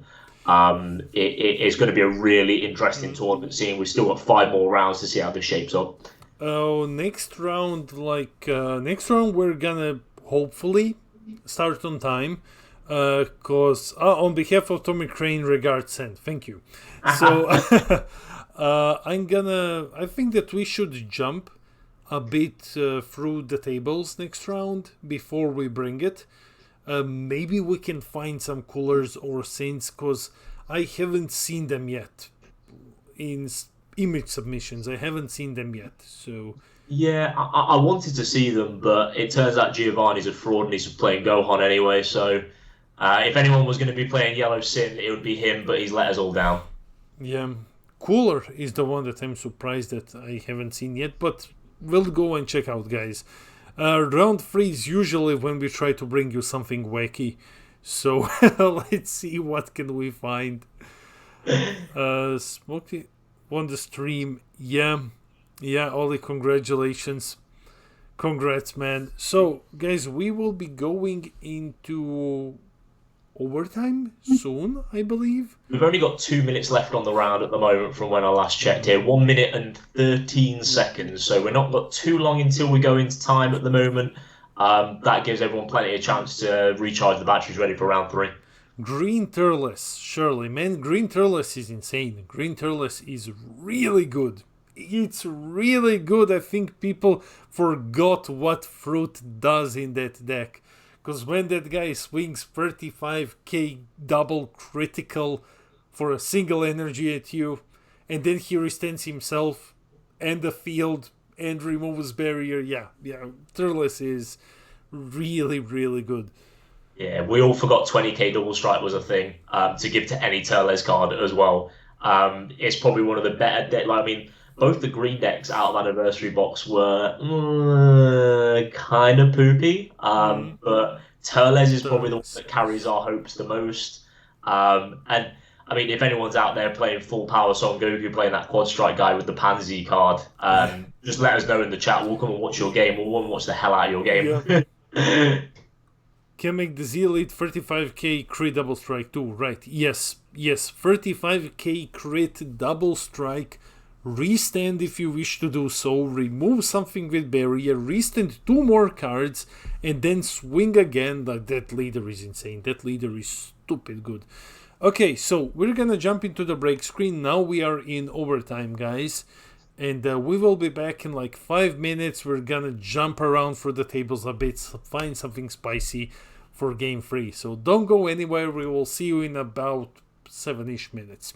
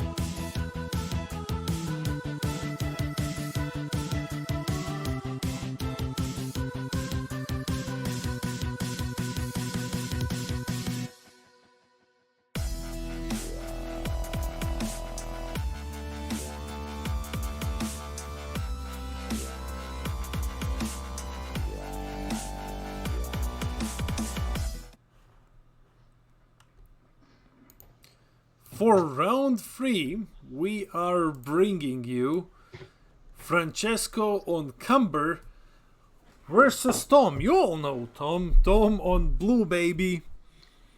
We think like this. We saw some other crazy decks as well, but this really seemed like a good matchup. So let's bring you guys this one. I think it's just going to be really interesting, Damien, because naturally Cumber has the ability to put servants from your opponent's board to the bottom of the deck, and Baby inherently plays servants, so there's going to be a little bit of that kind of interaction going. Tom's going to have to spend a bit of time playing around, he's going to have to immediately be looking to overlord his servants, looking at that turn when he Z awakens and looking to make the most use of his leader overlord to make sure that he's not giving Francesco any free advantage, really, off the foos. But I think it's got the real makings of a really intriguing matchup. Both of these guys are phenomenal players in their own right as well, and they're both playing some real, off-the-cuff decks, really, here. I think both of these decks got a massive boost from the recent regional promos. So there's some really interesting stuff both of these guys can do at the moment. So I'm really interested to get into this matchup and just see kind of what both these decks can do. Yeah. Just going through a bit of sideboarding at the moment, just making sure they've got the right amount of cards into their side and main as well before we get started. Looks like only 3 cards going in for Tom, and then Francesco's already done his sideboard as well. Yeah, both decks got pretty insane buffs. I know that Baby is one that's noticed more for its buff, because Cumber isn't as played. But Baby isn't also very played, but you know where I'm getting it. But Cumber got a completely crazy card as well.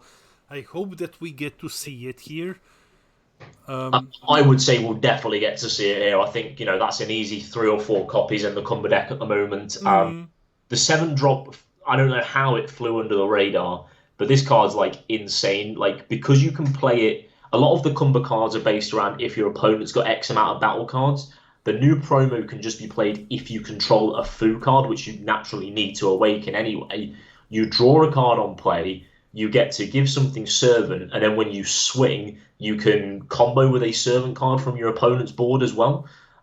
So it gives Cumber that extra level of removal that it was missing, and the ability to kind of from turn 2 and 3 before you start dropping these big 8-drop Cumbers and 8-drop foos, actually gives you a chance to keep on cycling through the deck, even if your opponent's playing around your strategy. So Tom went first. He's just doing the usual. So he's gonna tuck a card under the field, draw 1. He played his Vegeta. He looked at top 5, grabbed something, and passing the turn over to Cumber.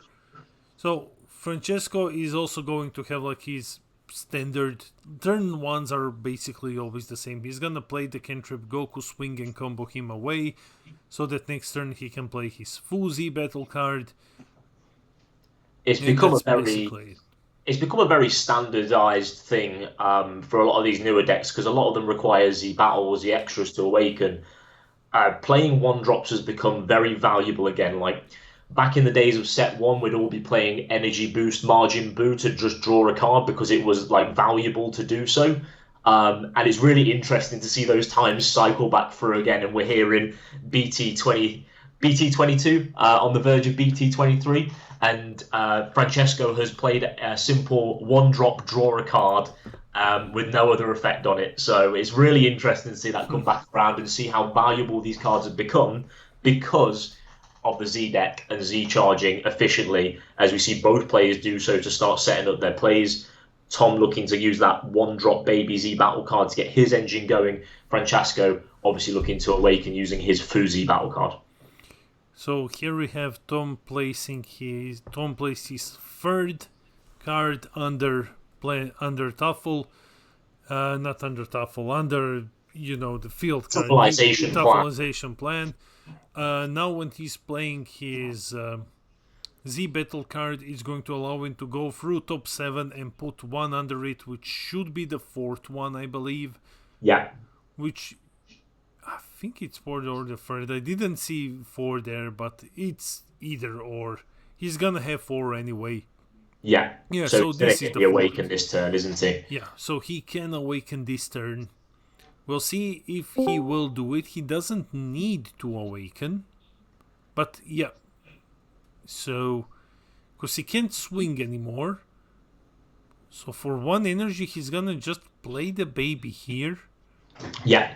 to place 2. Okay, unfortunately, he can't play cards from under the field card because he has to be awakened to be able to Yes. do that. Yeah. But he's just putting a 20k body, which puts 2 cards from the deck under the field. It doesn't do much else in this deck. Normally, you can use it from the drop to get rid of a Unison, but here it's just a 20k beater who puts 2 cards under the field, and Yeah. that's it. And he goes in for the 20k here as well, which is, it's fine to do. We know that Cumber awakens and goes down to 6 anyway. Gives him a chance to take that there. I really like how the baby deck filters out so much. Like, look at the amount of cards as early as turn 2 that Tom has been able to take out of the deck. And now in these following turns, all of his draws are going to make sure that he sees some really valuable cards, as opposed to all these like brainwashed pieces that need to be underneath Tuffle anyway. So a simple 20k swing and a pass there. Tom quite comfortable tapping out on this turn because Cumber is another deck that really wants to see the late game. As soon as they get past turn 4, very similar to what we saw happen with the Mechi deck, it's going to be sitting there just playing a lot of 8-drop bombs from turn 4, turn 5, turn 6. That's like how it wants to slowly whittle away the advantage. As well as setting up really important cards like Unexpected Turn as well to keep the opponent's momentum off as well and disrupt their big boss monster plays. Really basic play for here for the Fuzi battle card. Z-stacks the Cumber as well, so that gives him the opportunity to grant Servant to some of Tom's cards here. So the Cumber's definitely going to allow him to give Servant to the baby. And then he also has the opportunity to play the promo if he has it here as well. So, question is, are both of them 2-0 at the moment? They're on what? They're on table 9 on 100 or so players, so they should still... Both of them should be 2-0, I think. Yeah, I think these guys are undefeated at the moment. We need to get some... we'll have a look in at the standings, hopefully, in a bit. But my understanding is that they're undefeated at the moment. We see the Fu promo here. Because Tom has put 2 cards on the board, he's got 2 battle cards out. This is going to allow Francesco to play the Fu. It's a simple draw a card, and it's another proc for Overlord. So there's the 2 Fus on Francesco's board with Overlord. Providing he taps the 1 to play the Cumber from the Fu, he does have the opportunity to clear the 4-drop baby to the bottom of the deck here. Importantly, not sending it to the drop in case he does play the Unison. There is something that I wish to see. I don't think that we will see it in this match. It's super jank, but it can actually win you games with Cumber out of nowhere. You know the new 7-drop which warps, right? Yes. Yeah. And let's say that usually you have, when you play your Z battle, you have like 6, maybe 5, up to 5. That's what you have. So what this guy basically allows you to do is... One second, guys, I'm sorry. So what this guy basically allows you to do is you can play the Vegito. You can play the awful Vegito barrier blocker guy on your opponent's side of the field. He's a 5-drop, and then you can warp him for 1 energy and then swing with your 8-drop, which can be countered or blocked now. Yeah. It's very stupid, but you can do it. And it actually becomes quite relevant when you get like a Evil Saiyan playoff as well. Like, I don't think we'll see it in this matchup, but like when you combo with Evil Saiyan, your 8-drop SS Cumber, and now you have a way of removing the barrier blocker as well. You could see some builds try and move into that one. We are seeing Francesco just go for the 7-drop Cumber promo here. Mm-hmm. Again, quite happy tapping out here. He doesn't really fear the aggression too much. But he'll get the easy draw here. He'll get the 15k swing. And there's a good amount of pressure that Cumber just passively puts on with these battle cards here. So they're all 15k swings. He's got 2 lots of Overlord he's been able to use, and he'll have a really healthy hand size. We'll see what kind of aggression Tom can respond with on this turn. Francesco only has 2 energy, so I don't believe we'll be seeing either of the 8-drop babies this turn. Yeah, but sorry, a huge thing that Tom can do is play the newest promo and get rid of the baby of Fu. Yeah. Yeah, because the newest promo, guys, gets... when you play him, you can also choose a battle card with an energy cost of 4 or less, ignoring barrier, and just bottom deck it. Yeah. So you can't bottom deck the Fu, but he's removed from play, basically. Yes, exactly that. And I think getting this barrier Fu off the board as quickly as possible against Cumber is the most important thing, because then they have to rely on either playing the promo or playing the 8-drop to be able to continue to use Overlord. The 8-drop makes that more possible now from the release of the new set, but forcing them to have to pay energy to start using that removal system, and seeing Tom focus on keeping this 1-drop baby on the board. Barrier Z battle cards are very difficult for Cumber to remove from the game. So Tom has a very easy answer to Francesco's Z battle card. Francesco, not so much for removing Tom's Z battle card. Because you can't Overlord Z battle cards to the bottom of the deck. You have to fulfill the full cost. Z cards can't go to the bottom of the deck, so you can't Overlord them away. And he's going to have to find that 7-drop Cumber that Damien mentioned earlier to be able to clear this baby off the board. So it's really safe play at the moment to keep it as this 1-drop for now. Do you think Tom would go for Activate Main? I don't think that he's going to go for it anymore. I was considering maybe going Activate Main on the Gohan, but we're not seeing that. Making him like 25k double, so that he falls to 3, he can Z Awaken, and then he's out of range for some of these Cumber's attackers, because he's baseline 20 at that point. Yeah. Maybe He just we can still see it away, didn't he? The Gohan. Yeah. Which is interesting, because Cumber really doesn't like a lot of early aggression, and you see Cumber's already on 5 life as well. So this turn could be quite crucial for piling on a good amount of pressure. If Tom obviously has another Gohan, then there could be quite a few swings coming in, and then Cumber falls 1 turn short of being able to get to 4 energy to start giving the entire board servant. And Tom has the chance to kind of Overlord them away. As you say, you take the life and you go to the Z Awaken, and you have a chance to clear all of your servant guys off the board before before Francesco has the chance to do so for you. Swinging in here. So the 20k from the baby has moved up onto the 4-drop baby. I think that's going to allow him to kind of get the board a little bit clearer here. Whether Tom goes after life or board here is quite an interesting discussion. I think... Okay, so I think he could go after the board here, because he can go after the board, and I'm just double checking to be 1000% certain on this one. Yeah, he can go after the board, and then maybe... No, he can't put out the newest 8 drop out, because his opponent needs to be on free energy first.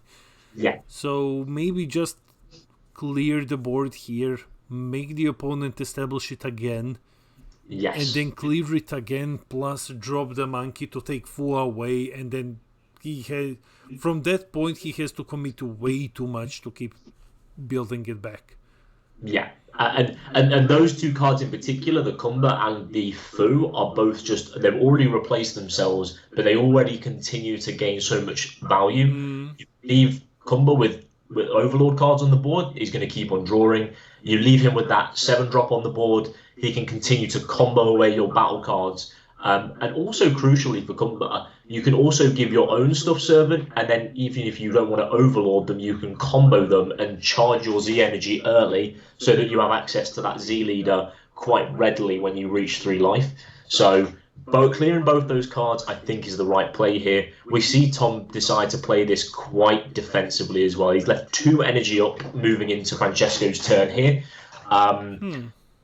Which is very interesting. And we also see the charge of unexpected turn as well. Now, you'll have to tell me here, Damien, the 8 drops, do both of them or neither of them have deflect? I think that both of them have. They're both deflect double strike, I believe. I know they're 35k. Yeah, they're both deflect double. Yeah. So in which case, I think the charge of the unexpected here is a good one. I don't think you see an awful lot of like floodgates in this baby deck outside of defending friends, but Super Kamehameha already answers that for Francesco. So the extra setup of having to put extra battle cards on his board to make unexpected turn work isn't massive. But as I'm saying this, I think the big thing that you have to think about in this matchup is actually Beast Gohan, and I think that card is a fantastic target to be unexpected turned. So charging that unexpected turn there, maybe Francesco has another one in hand, or he hasn't seen that line of play. It'll be really intriguing to see that. And then here's the defending friends. Yeah, here is the defending friends. Is he gonna be answered in any way? At the moment, no. I don't think there is an answer. Yeah, at the moment there is no way. Or less life for Super Kamehameha. Yeah, there is no way to do it. It's 4 or less, he's on 5. Which I really like from Tom here, because he just kind of takes the tempo back from Francesco.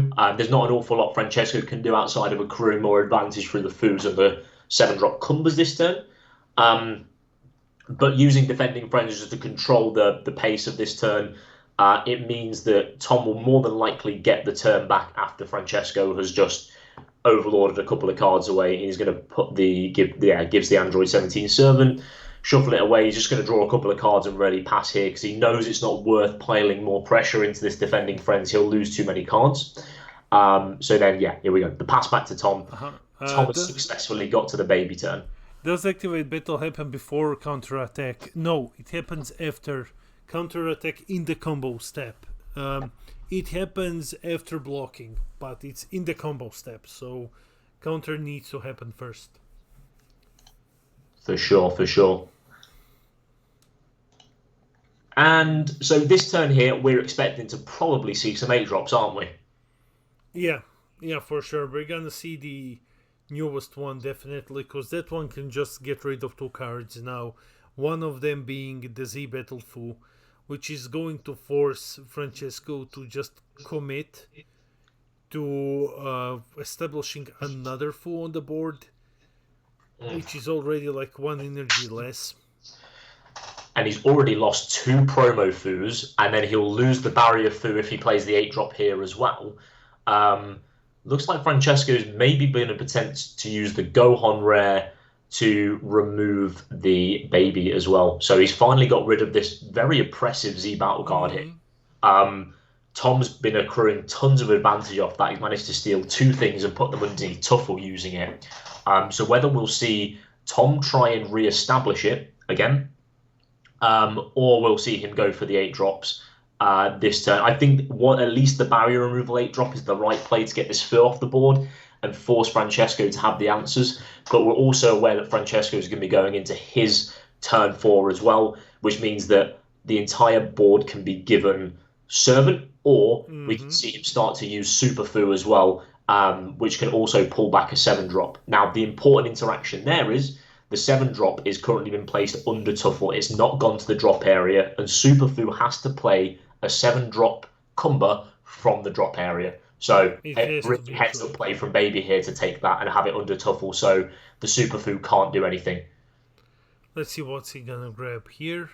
I think it doesn't matter much. He can grab the 7-drop Cumber. Yeah, there's the second 7-drop gone now. So like, even though there was another 7-drop in the drop area, that's 2 7-drops now underneath Tuffle. So I'm suspecting to see the newest promo, the Golden Monkey, drop in and just clear the board. Yeah, you see one in the energy at the moment, so you'd presume that Tom has another one in hand, and if he wants to move around his side and main, there'd probably be a couple more of those 8-drops coming in for this matchup here as well. But he's got plenty of energy left to use.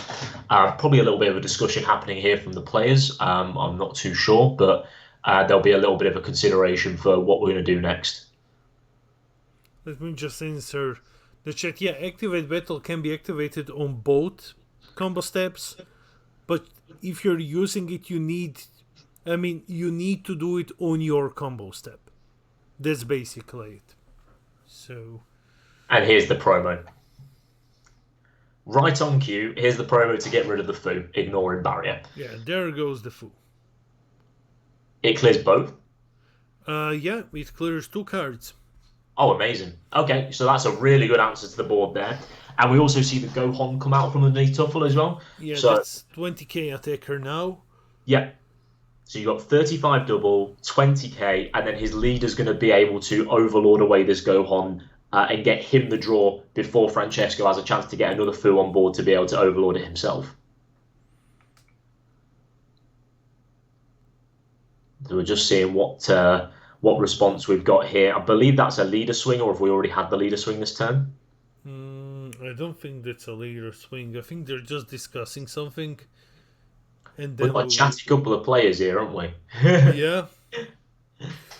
But that's it. Both of these guys are so experienced in the game and everything at the moment. Oh, this is awesome. So he's using his leader's activate main. Tom is using activate main to make Gohan 25k swing. Gohan is single strike. He only gains double if he's played from hand. Yeah. But what Tom is doing here is this is an amazing play. He's dropping himself to 3 lives, comboing Koitsuke. So this is a 30k.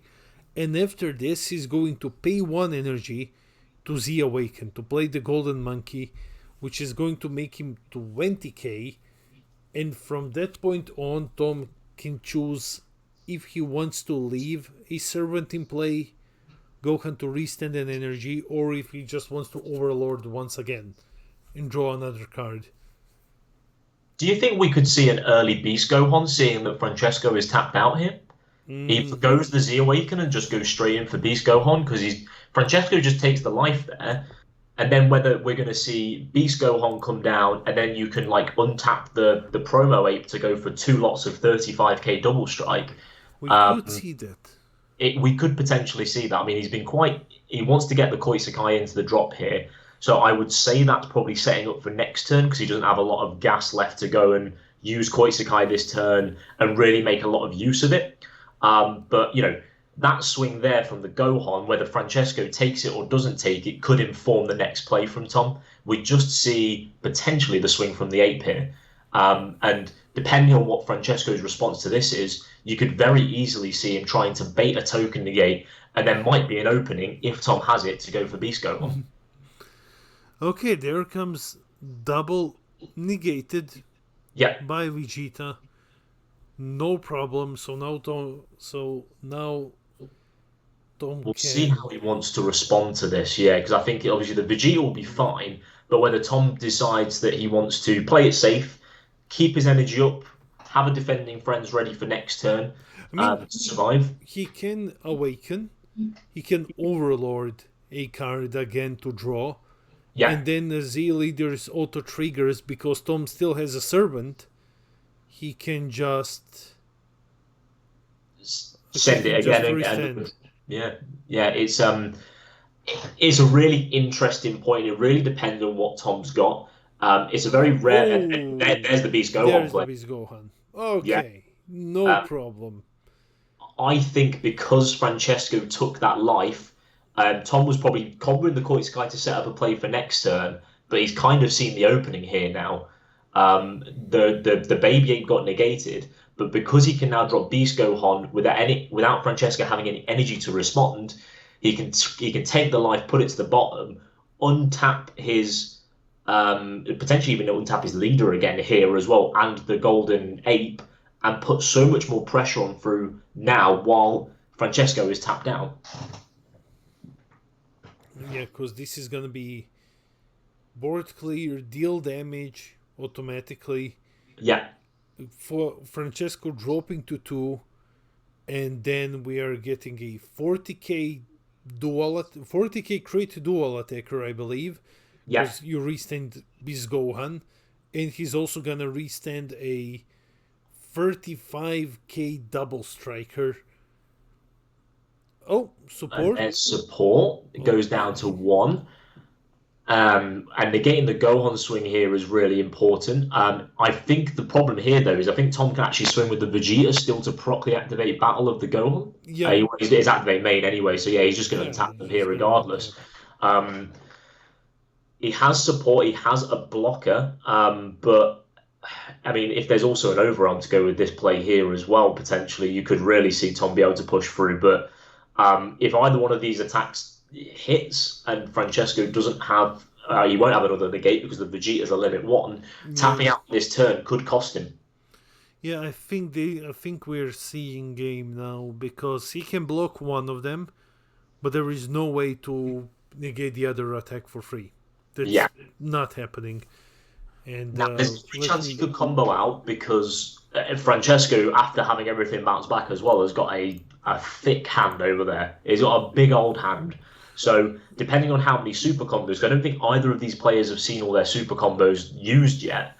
But the problem is, if Tom's got enough of them, so he's let it go through without blocks here as well. So if Tom's got enough super combos on top of the 35k here, we could just see game. There's 3 super combos as well. So I think your initial assessment of this being game here, Damien, might well be correct. Yeah. There's all 4 of them. Oh my god, there's all 4 of them. That's game. Like, this is game now. And 30, 40, 50, 60, 75k. 85, 95, 105, 105k. Let's see what Francesco can do. There's plenty of cards in that hand, but the problem is, even with all 4 of your super combos, the base 35 already nullifies 2 of those super combos that you're playing. Yeah. And the rest of it as well. He's having to go for the combo here. That Gohan is sat in his Z energy, unable to do anything in terms of negating as well. He'll be able to combo the token at least here, but he's going to have to see an awful lot of cards here. He's got 3 of his own super combos. Potentially the 4th here as well. It's really good at searching them out, Cumber is. So Francesco's going to see if he can get out of this one. But even if he gets out of this one, there's still like baseline 40k Gohan swing going at him.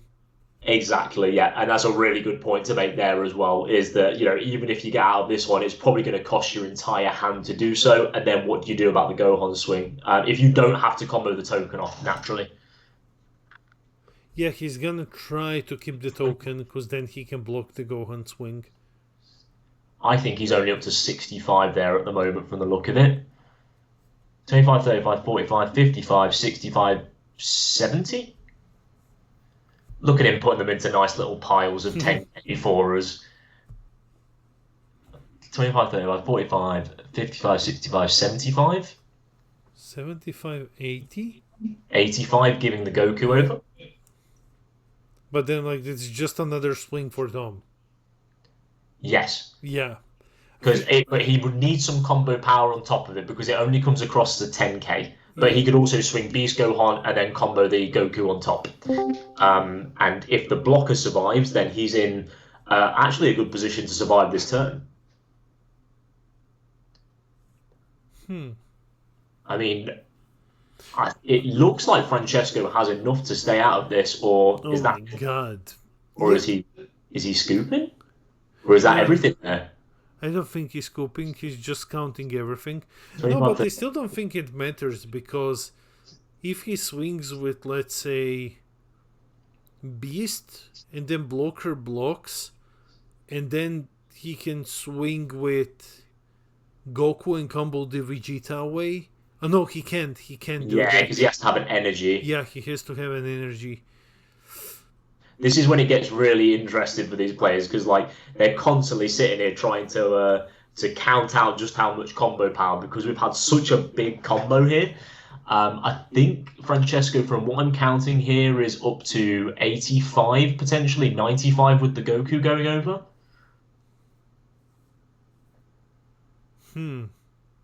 But they're double and triple checking their maths there to see where they're up to. Scenarios like this, you just try and you're counting your pile constantly to see how much more you need to use, whether you're actually able to survive it. I think that's it. I think he's comboed out. I think that's it. Yeah, I think. And he's been able to keep hold of the token here as well. Now, I mean, if the last card in hand is an overall for Tom, that would be a pretty phenomenal play here as well. But he's not immediately slammed it down, so I think we'll probably see the Beast Gohan or the Goku attempt to swing here, you kind of want to maybe swing with the Goku first if you don't have the overarm, just to see if Francesco fears it enough and feels like he's got to block it. With just one card in hand. Yeah, and I think Francesco still's managed to hang on to a good couple of cards in Yeah, he hand. still has like, I would say at least 3 cards in hand. After dumping his entire hand, he still has like 3 left. So that, like, let's say if he lets the Goku through, he can probably out combo him. Just Yes, because there's only one card left for Tom, so he's going to swing with the Beast Gohan. I think he's got to do it anyway to see if he can. Obviously there's going to be a block there from yeah. Francesco to get out of that one. So well played to combo out of that one and then still be able to keep the blocker alive as well to stop the Beast Gohan afterwards. And we've gone from such a swing of thinking Tom has 100% won Into to, like, like, what can he do with one card in hand? yeah, he's swinging in with Goku. Um, And he doesn't have a card that he can combo with in hand, and he's yeah, had to pass. he has to pass. Oh, how the tables have flipped, Tom. How the turntables, friend. I think that like this is the power of Cumber here. You saw early game that Francesco was able to draw so many cards through the use of both Fu, the promo Fu, the 7-drop. He was just accruing plenty of advantage on that turn. So that he got to the point where Beast Gohan was there. He kept hold of a negate and he kept hold of so many cards in hand that he was able to combo out of that massive swing. He's got rid of the Vegeta now because he's found another Fu promo as well. This is the power of Cumber really as a deck here. And now he, oh, Yeah. and now he plays. Oh no. So he gets rid of Beast Gohan. He's going to shuffle up. He's going to look at the life again. What's crazy, we might actually see Francesco winning now.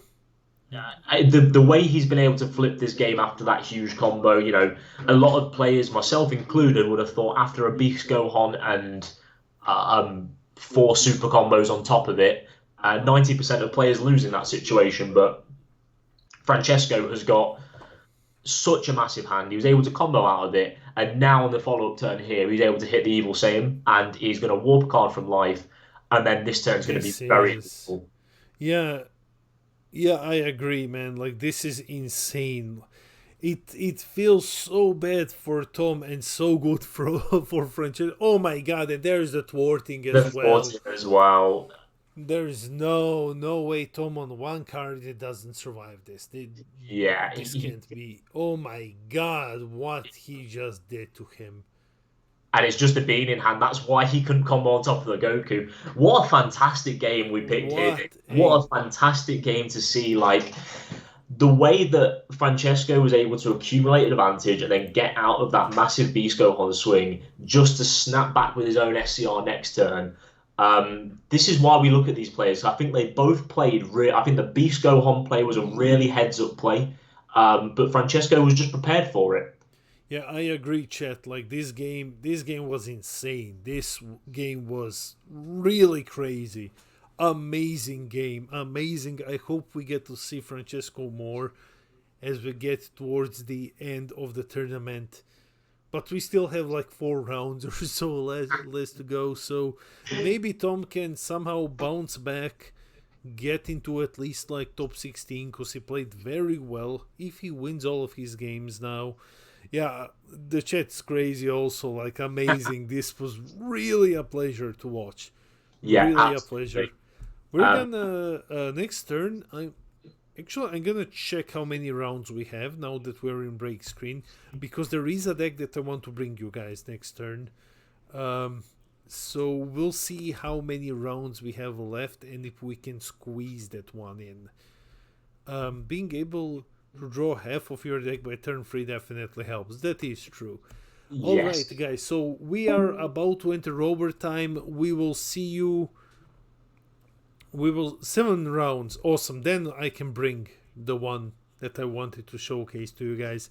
So we will see you after the break screen. I mean, after the break in 5 minutes.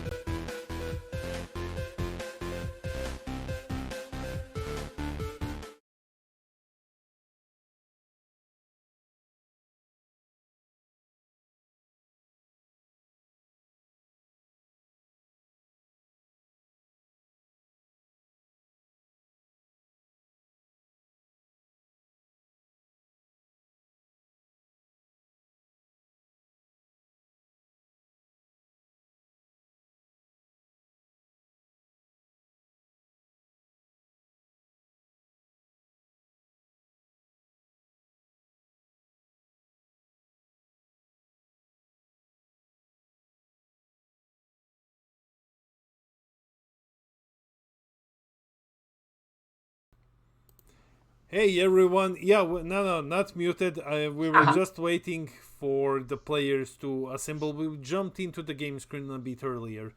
So, for this matchup, we have Andrea from the Lookout versus Ivan from the Lookout. So The big Lookout special. Yeah, so it is the Lookout special. SS4 versus Beast Gohan. This is our wacky match of the day. It's on table 35. It's not like one of the top table games. It's every regionals we bring you like something weird mid game, and that's gonna be this one, so that we can see how will Beast Gohan perform versus SS4. Yeah, we've got both these decks are really cool. We obviously saw Andrea in the first game, and we can see how much pressure this Goku deck can put on. And the other Gohan deck, the red Gohan deck here, might not be quite up there with the Go Bros hype as terms as Gohan decks go, but it can still do some really cool things. There's a lot of Z extra cards it uses. The 8-drop is still a really powerful boss monster as well. So I think there's a really interesting matchup we're going to have here. And of course, the winner gets to take home the glory of the Lookout as well. So that's a massive thing they've got to play for. Yeah.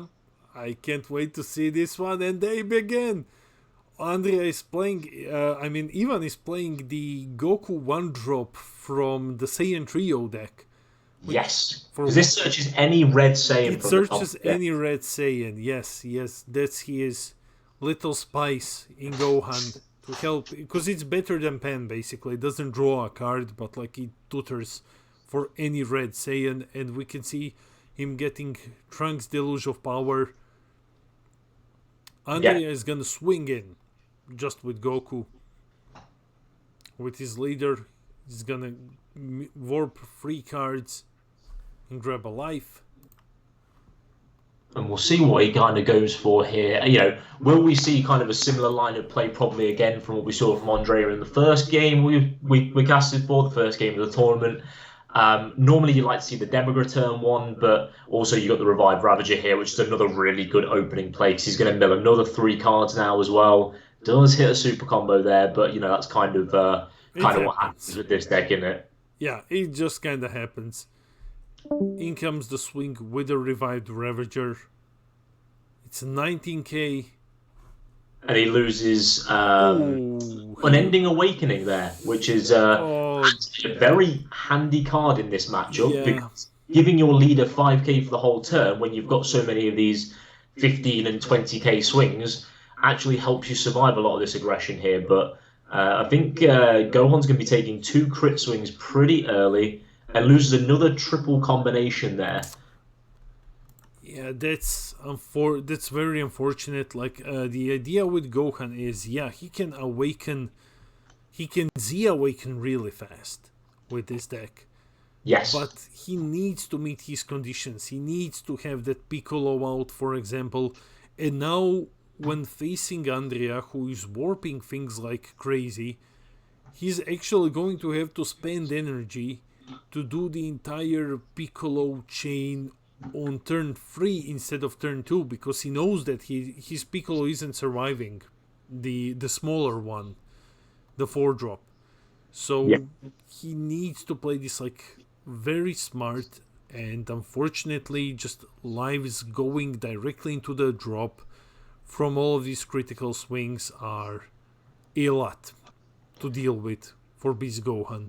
Yeah, because he kind of wants a good you see this with a lot of these like Z extra focused decks we've recently had, is that they do require a bit of setup to kind of get the awaken, but they have some very powerful effects they use off the back of it. You see Battle with the Red Ribbon Army has been able to get that into the battle area because he's on this leader, and if you have 2 or more energy when it's placed in the battle area, you play up to 1 SS Songo and All Out Explosion from your deck, which you can see on his board, and then you play 1 red Pan SH card with energy cost of 1 from your deck to your opponent's battle area, and then shuffle your deck as well. And then you can also place 1 card from your hand to the bottom of the deck, remove it from the game, and when your Piccolo Bestow Power is played, you add up to 1 Piccolo Power Beyond Awakening from your deck to your hand, which is that Piccolo chain you were referring to earlier, Damien. Yep. Yeah, but he needs to Z awaken. He needs to play the other Piccolo, EX evolve him on top of his little Piccolo, and that's where a challenge happens in this matchup, because the small Piccolo, he's not gonna survive fighting No. against SS4.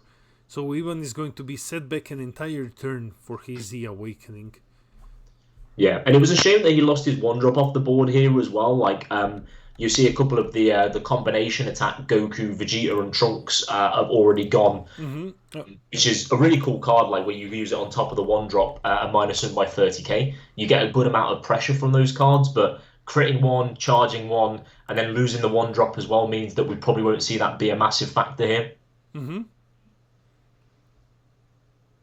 So let's see. How is Andrea gonna handle this? Andrea is in a very, very good position now. He's on 5 lives. He's fine with that. Ivan is on 6.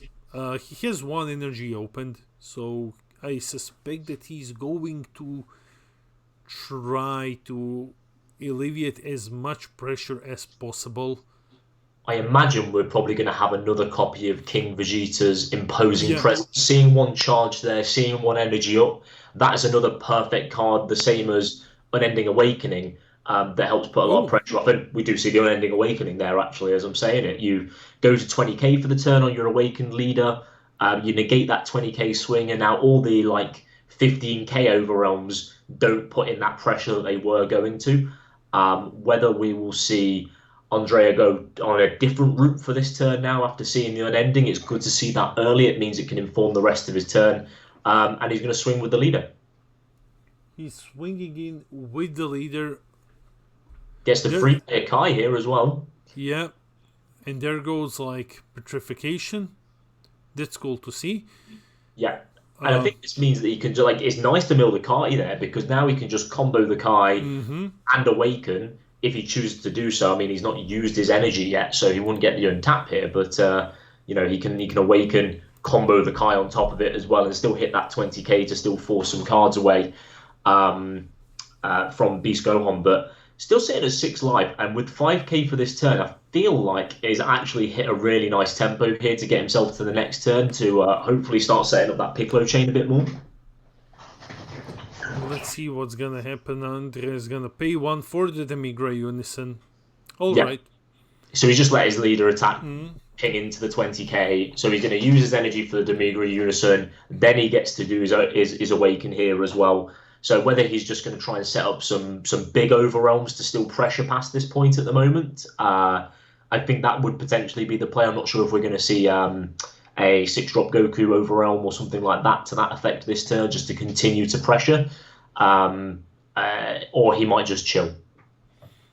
I think that one of the unfortunate issues here is that I know how Ivan built this one, and he wants to go very defensive. He's not as defensive as the red-blue version, but he is pretty defensive. However, he can go up to 30k, for example, during his opponent's turn.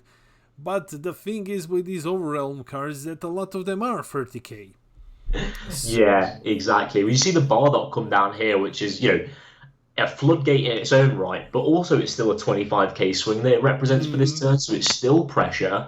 And it also kind of means that any kind of aggression that Gohan wants to put onto the board against Goku next turn to try and mop up some of these battle cards which are being developed can't really be done next turn, because there's only one battle card swing allowed. So some of these cards might end up surviving. And in comes the swing. Even 35k, yeah, sure, you've got it, bro. I'll take it.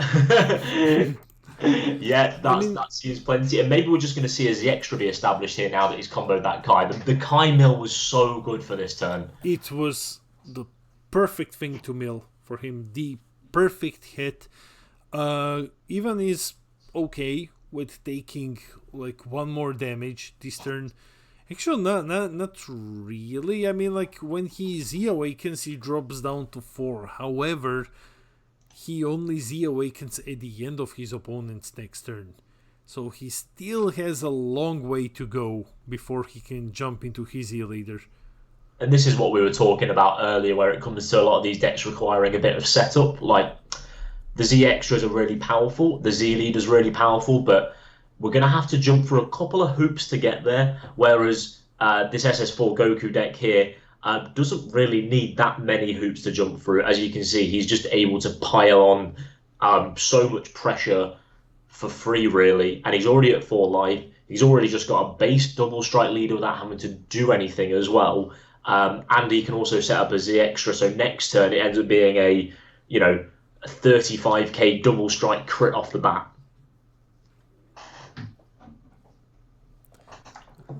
So this is something for 15. It's obviously going into a 20k leader. Maybe Andrea's thinking about whether he's wanting to combo here, or maybe he just wanted to cycle with the Trunks here. Let's see. So even he's on 5.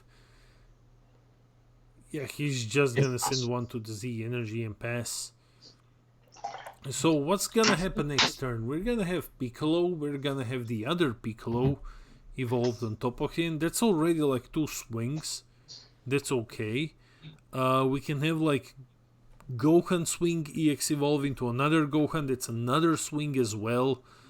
So we're gonna have a bit of aggression from Gohan here. The biggest question mark is, of course, how is he going to survive the next turn? Yes, and again, hopefully the problem he's had now in this early game is that there's a Vegeta's imposing presence in the energy. There's an unending awakening being critted and an unending awakening being used on that last turn. Now that's helped him survive this far, but next turn now he's about 3 different powerful floodgates down from being able to kind of survive the turn. Now, I think an interesting question here is what's going to be the SCR of choice that could also help survive the turn. If Ivan is playing, for example, Bursting Rage, that is a 20k boost, draw a card, play your Z leader as well on top, and then battle cards and unisons can't attack for the turn if they have 25k power or more. If that's the SCR of choice here, which would be a really interesting choice, or whether it's just something like Pan or Vegeta, that could be a really interesting way of surviving the turn without needing any of those floodgates, because obviously a lot of what Goku uses is 25k and above. We have seen briefly in Ivan's deck, he's playing the Shlonku boss monster, which on the next turn will just, if he plays it, it just beans him for 2 turns.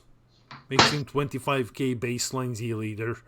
Yeah. And then when you use your unending awakening or imposing presence, you're basically 30k baseline Z leader in defense, which is insanely good. It's really insanely good. Yeah, I really like the way that Ivan's built this deck. I think when you tot up all those like 5k boosts and everything, and then you look at stuff like King Vegeta's imposing presence on top of it, unending awakening, all these different like buffs to your leader, you've actually got a the natural aggression that red allows you, but also the real like nice defensive properties of being able to be in your leader with multiple different cards. So it's going to be so difficult for Goku to kind of bash through that, really. So I don't know if you caught this, if anyone caught this, but what he did is extremely smart here. So he had a free swing with the Piccolo, but he didn't use it because Piccolo is 15. So Andrea could have just used the minus ball for free and warped him, and then it's just gone. Like, at that point you might as well just lose. So instead he just opted to sacrifice that 1 free swing to immediately EX evolve into the bigger Piccolo, because this one can't be warped with the minus ball. And then he got 1 free swing into Andrea before passing the turn and restanding. That's a good call. That's like a very good call, because if he just ran into the minus ball, he would have just surrendered the match at that point. Yeah, exactly. He loses that Piccolo and then just loses the chance to actually EX evolve, go into the Z leader.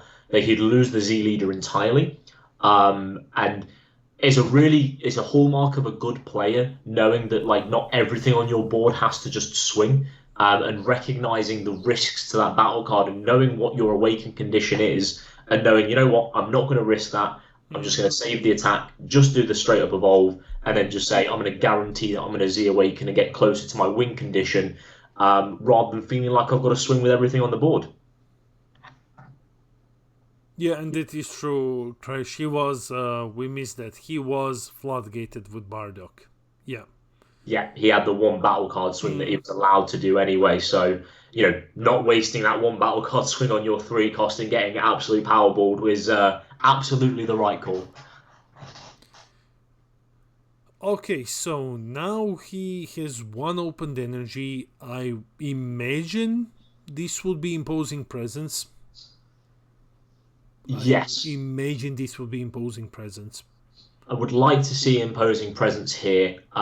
He gets the Z leader at the end of the turn, doesn't he, from the pickup? And in comes the Z extra card. Oh, yeah, this one is going to be very, very painful.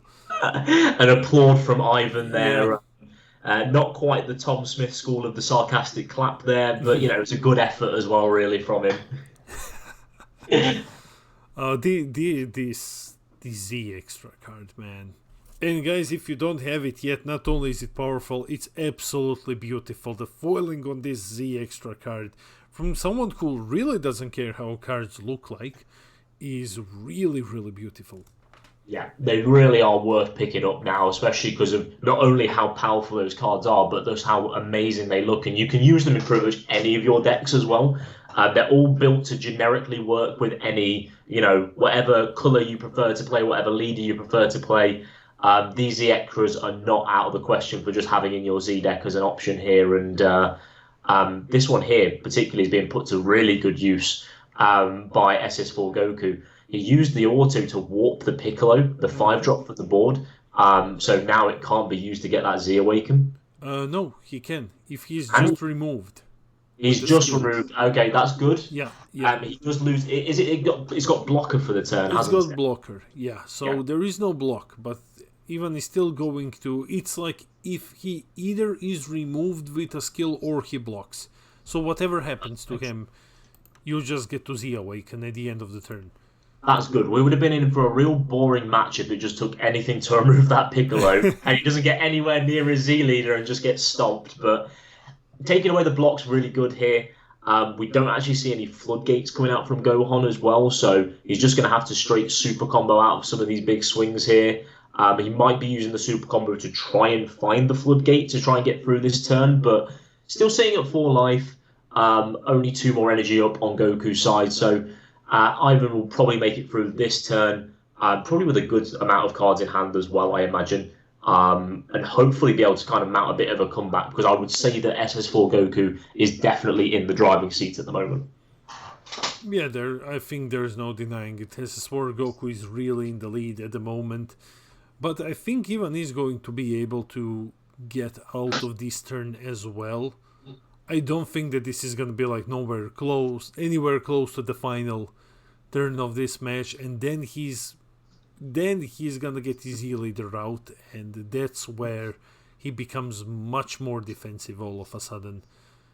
Unfortunately, again, still not as defensive as if he were to go with blue-red, for example, but still pretty defensive. Yeah, and Red's got quite a few defensive options at its disposal nowadays as well. Like, a lot of these colours are becoming very well-rounded in their approach to the game. We've seen a multiple amount of floodgates that Red's got in this game already. There's also the SS Son Gohan defeating the Demon promo as well, which is a minus 20k counterplay and a blocker as well, which also helps against a lot of this pressure because it will effectively get you around 2 attacks with a minus and a block. So there's loads of options, and also the new Gamma promos as well, giving a 10k boost, playing itself and drawing a card as well. Is another really powerful defensive tool that Red's been given this set. So we're definitely seeing a bit of a shift in the colour identity of Red. Yeah, loads of 5k boosts. Yeah, not only just loads of 5k boost, you also in the current set you also have Cellmax, and Cellmax is amazing. He's so good. He can eat 3 swings. So in this matchup, Cellmax would be amazing to have. We see that Ivan has comboed the Shlonku boss monster. So there's no bean for 2 turns unless he has another one. And we see the Cumber 7-drop coming in from Andrea. Gonna start bringing in some extra pain. Also, worth noting, the leader SS4 Goku still hasn't attacked this turn. Yeah. He still has the double strike crit available to him. This Cumber, I believe he's only on 3 energy, so he won't be able to give it double strike by getting rid of the Cumber from underneath. He has to have 4 or more energy to do that, so this will just be a 25k swing. But there's still plenty of pressure to be had on this side. And we'll see what he does to the 25 here. Again, this turn he really would have liked to have seen that one ending, or the Imposing Presence as well. Imposing Presence would have really put a stop to this turn, because having to lose 5k on every swing, including your leader, and the first swing being decreased by 10k, would have really helped. I think we're going to see the double strike anyway, from the look of it. I believe you do have to be on 4 or more energy to send the Cumber from underneath. And Ivan is here taking 2 damage, and that's gonna be very devastating, because now all that needs to happen is for Goku leader to swing in with a double strike and then just use his Z extra card, become 30k, crit doesn't matter. Oh, violent raise, just stopping him, dead in his tracks, discarding 1, saying no in case you have any other crazy 30k attackers or such. It's not gonna work.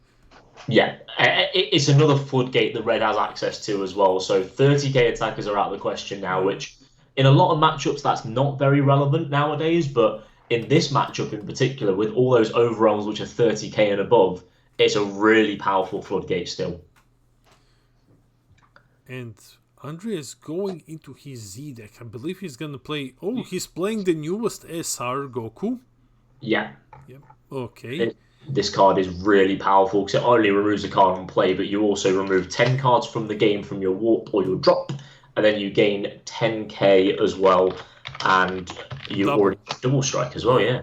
10k double as well. And I think 1 second I have it here.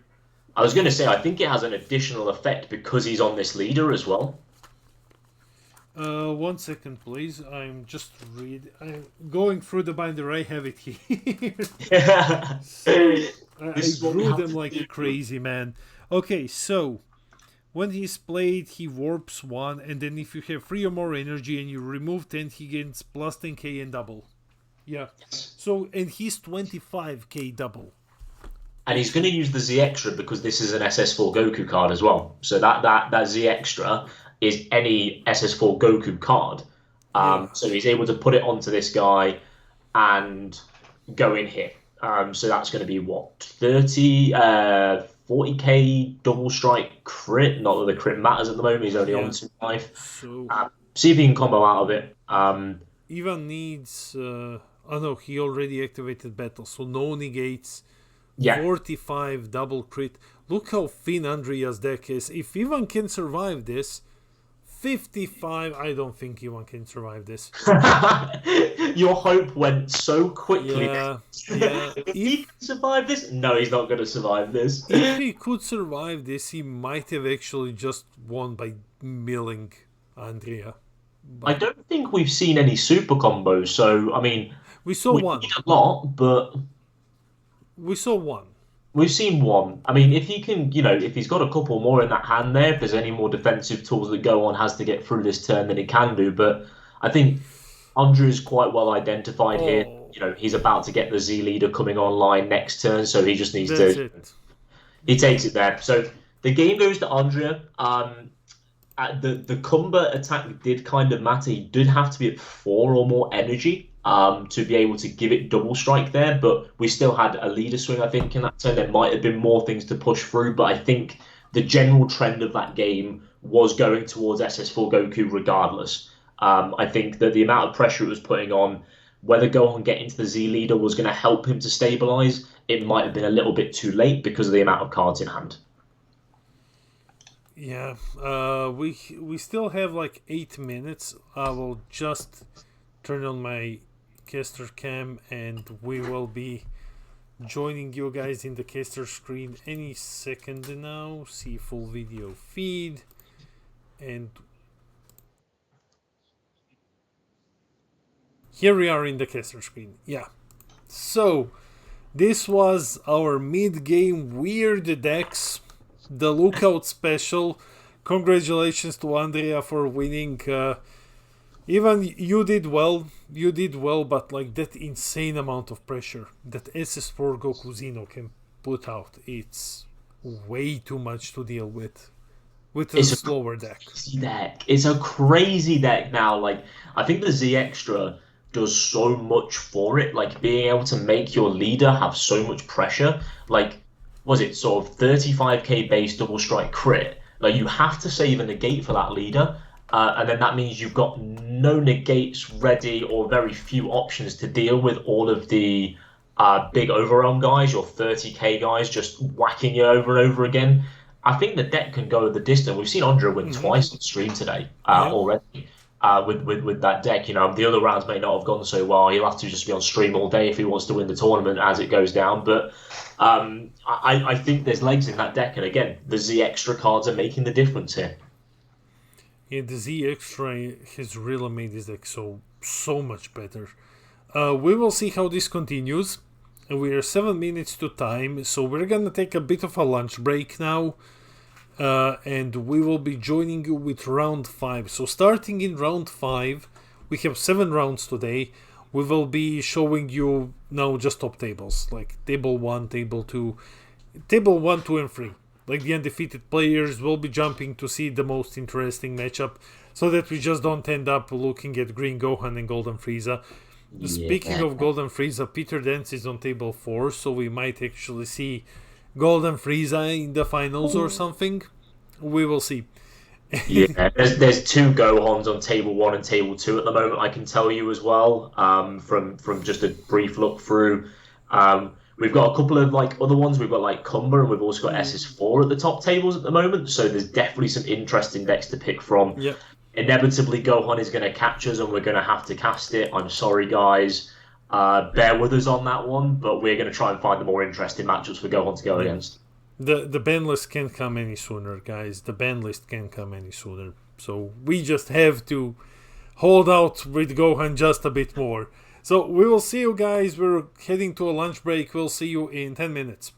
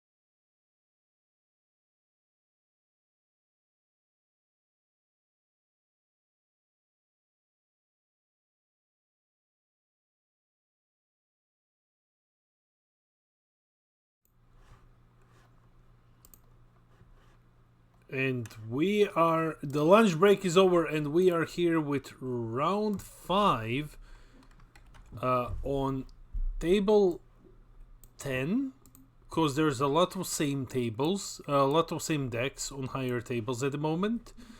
But we are bringing you Ryan K on Fu versus Ivan on Goten.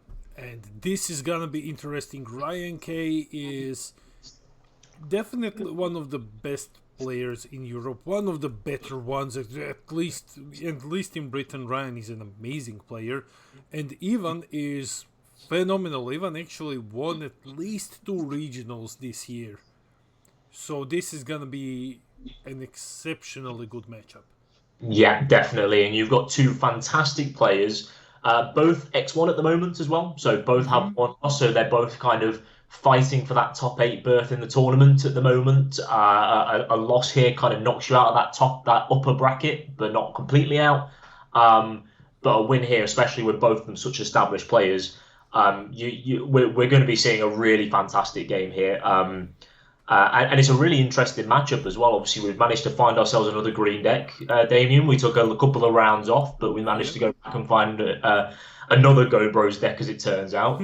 And Ryan playing this really fantastic Fu deck has come out of the recent set.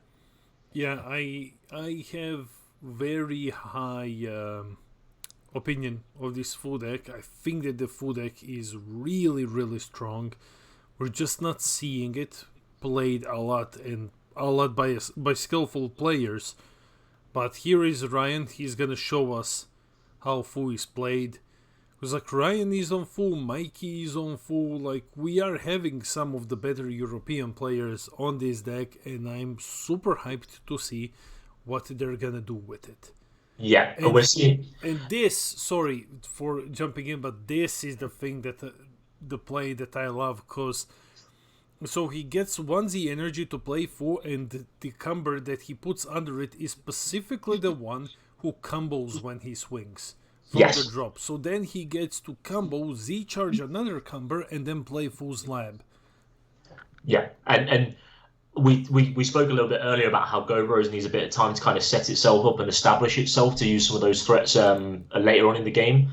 And I think Ryan takes advantage of this here because he can use that passive nature of the deck to set up not only his Z battle card so early, but also set up Fu's Laboratory so early. So he gets both of those in one turn thanks to using that Cumber you mentioned there that combos from the drop. And it's only Ivan's first turn. He can't charismatic the 1-drop because it saves itself on your turn once per turn. So it automatically can play into the charismatic that's live. It feels kind of bad to charismatic a random 20k Cumber. If he had it, I think I would have wanted to see him actually use it on there to deny this combo play. But it doesn't feel very valuable to do so. So here, Ryan's able to just get his full setup turn 2, and we're probably not going to see Go Bros get into this game properly until turn 3, turn 4, and he's already down to 5 life from this early aggression. Ryan's playing multiple Cumbers out, and like look at the amount of pressure he's put together on turn 2 along with his full setup, because Fu's Lab lets him stack another one, and he's played the guy that warps a card from his hand, and now he's swinging again.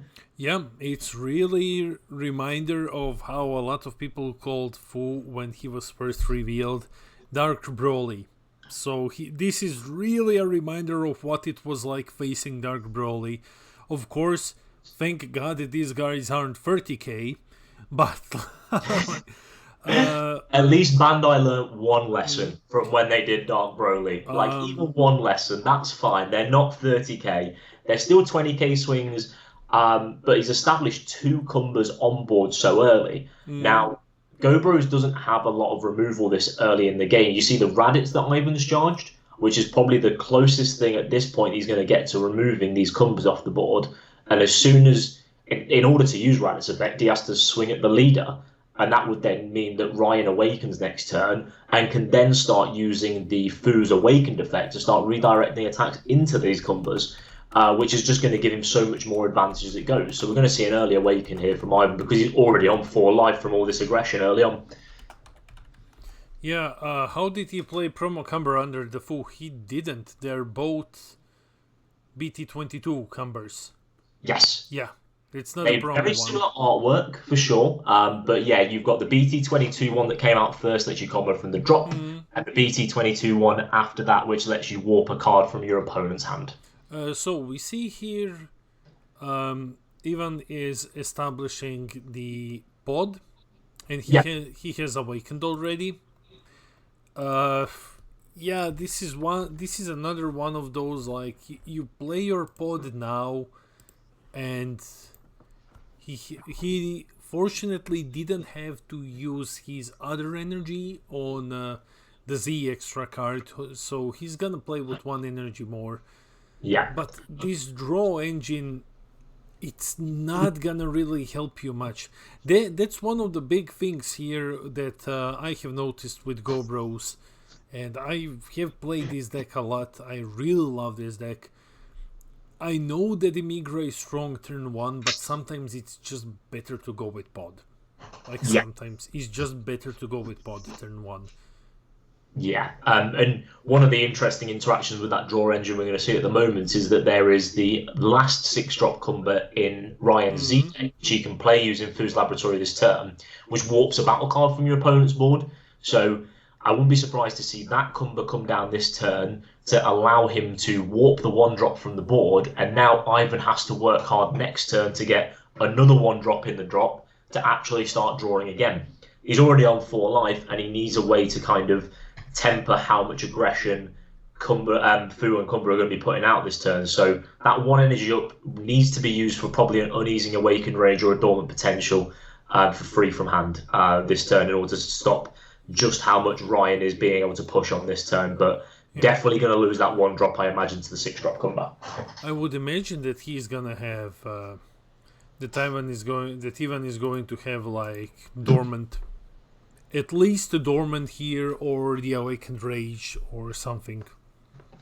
Yeah, and if he has dormant, then I would have wanted to see Ryan hold off on his Mechi Kabora a little bit further into the turn, because a dormant potential here is going to wipe the 1-drop and the token the Mechi Kabora has spawned off it as well. So potentially there's a little bit of min-maxing that can happen there if he does have the dormant. But yeah, we see that 1-drop finally go to the warp, and we see a 20k swing here, and see if we have a response from Ivan. And that 1-drop, oh, this is a beautiful dormant. Yes. Yeah, that's a beautiful artwork dormant. I think it was a gift set or something. There's not a lot of those. Yeah, it was one of those gift sets, wasn't it? Like the gift collections from last year, but it's a really nice dormant. Not only in artwork, but actually in value here as well. Like, you know, it will proc that Foo's once per turn effect to save itself. So if there's another way that Ivan can interact with it on his turn, he can kill it. But it's also going to get rid of the 1-drop Mechi Kabora and also the token it spawned. That's why I would have wanted to see Ryan just slightly change his ordering there, swing first into the dormant, and then afterwards use the 1-drop to servant and draw. So he still kept those cards on board past the dormant. But we also see one huge thing here that's... Okay, now it no longer matters because the 1-drop has been comboed away into the drop. But if Ivan didn't have that 1-drop, this would have been huge for Ryan. Just warping it shuts down your pot. It just shuts down your draw engine if you don't have another one in the drop somehow.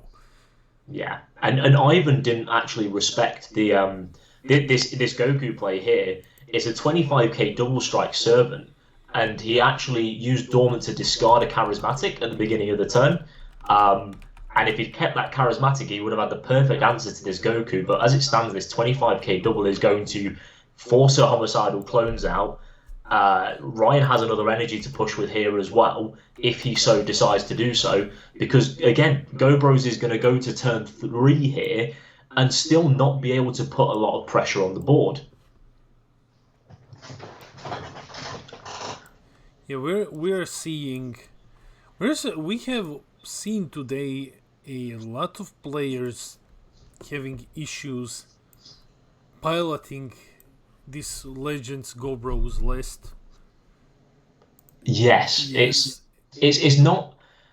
The thing with the deck is, as soon as it gets late into the game, it becomes extremely powerful because stuff like this 8-drop here, stuff like, you know, the Goku Gohan and the Cooler Armed Force are really powerful cards, but they're energy hungry. And then combined with that, you've got a deck full of healing pods, Demagogue Unisons, cards which are not as valuable when you draw them later on, which means that sometimes, even though you're drawing 2 and you might have 12, 14 cards in hand, you might only have 6 cards you can feasibly use on your opponent's turn to fight with.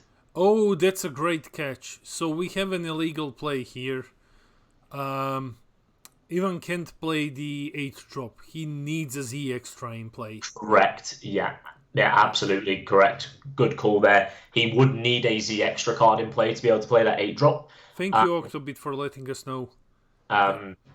Because I imagine he's probably thought that he has it out, because most of the time Go Bros will have that in play before they've awakened, but because Ryan forced him down so low on life to begin with, he actually just awakened manually without the need for the Z extra. So he would actually have to have the Z extra at the moment to be able to play that card. We'll see if it comes up big here. Obviously, we don't have any sway over what happens in the games at the moment, but see what happens from here. I think that it's very unfortunate. Like we said, we don't have control over judge calls and stuff like that. Though it could have just been remedied in a way that it's like, okay, just combo something, pay 1 Z energy, and then waste your last energy to play the Z extra card, and then it's fine. It's not an unfixable situation, but again, it's not up to us. So yeah, so we just have to cast as we're playing it here. I think it's a great spot. We're going to see Ivan try and kind of swing things back here a little bit. You know, he's not swung with the 8 drop here. The Raditz is a really good play here because it's not very energy hungry, and you can still play it in these early turns. We'll also see the 8 drop swing in here as well, and we'll see what Ryan responds with. He's already been gone into the Awaken form for Superfu as well. He does now have the ability to redirect attacks over as well. I think Ryan's cam has frozen. Oh, he disconnected, unfortunately. There it is. Yeah, he's just doing a quick reset. Yeah, it's fine. Yeah. And I think he's just redirected the 8 drops attack to the Cumber there. So yeah, restore a game state there. That's fine. But JC has a very good point here. If he wasted that last energy on a Z extra, Ivan would possibly lose this game because he stepped out.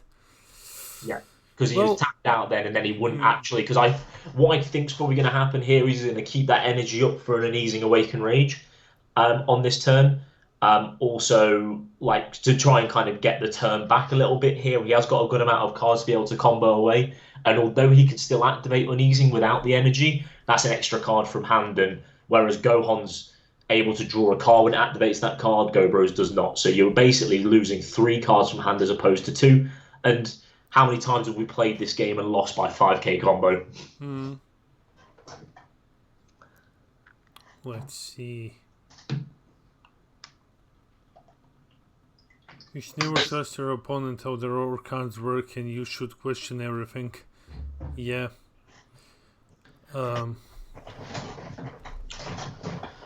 So it looks like Ryan's going to Z-stack again. He's going to Z-stack this the warping battle card Cumber. He's going to play it. He's going to look to start clearing up this board because Ivan's gone a little bit wide on his board at the moment. I think there's a couple of cards you can look at. Obviously, the 1-drop's a really good thing to get rid of, and I think that's what Ryan is going to choose because I feel like he's going to potentially try and push a bit of damage onto the leader at this point here. Like removing the 1-drop means he's going to get rid of more cards from his opponent's hand. He's going to play the 7-drop here, which he's going to try and use to clear up one of these bigger battle cards, and be met with a charismatic. He's met with a charismatic, but still Ryan's own play auto triggers before the 7-drop dies, because he's the turn player, so he still gets to warp something. Yes, and whether he goes after I think he'll have enough in the Z deck playing Fu to look at getting rid of the 8-drop here. Or he's going to get rid of the charismatic itself. Yeah, actually, that is a very good call. Yeah, He got rid of the charismatic because he couldn't get rid of the 8 drop. And now he's just gonna be swinging in with another Cumber. It tells me that, and there's the uneasing that we were speaking of earlier as well. It tells me that Ryan kind of wants to push through and get the kill this turn to me. Like, getting rid of the charismatic basically means that you deny an extra 5k's worth of combo power. So the play there kind of looks like Ryan's going to try and be a bit more aggressive on this turn, but now that uneasing awaken rage might well have changed that idea for him. Oh man, if he only had a way to play another Cumber, you know, just kind of swing. No, it's he's Z eyeing up energy, the it's SCR. Z deck. Okay, but he might have the SCR. Yeah, he's eyeing up the SCR. This SCR. Okay, he's playing the evil Saiyan. Oh, look how good this is. So he gets rid of that. He gets to take one of these King Cold Floodgates out of the life. It doesn't matter about the Demigra. That's not interesting. That's not interesting. Oh, this is perfect. And will Ivan be able to do anything to defend? I mean, he's already just tapped himself out. Dormant at this stage lacks a lot of value to be able to even get you out of the turn, because you're going to have like another homicidal clones to pair with it, which you already used last turn. I think we could be seeing the game here, because I think Ryan is just going to look to push through Uneasing Awakened Rage, and he's got plenty of attack still left that he can do. Yeah, I think he's just going to push through here. I'm sure that he's just going to... Yeah, he's just pushing through it. And he needs to Z-charge 1. And there's the homicidal clones. But you Z-charge an extra card here, and he's got 1 energy left to go into the Margin Boozy battle card. So he could use Margin Boozy battle card. He can't take the token because it doesn't get a cost from the Evil Saiyans effect.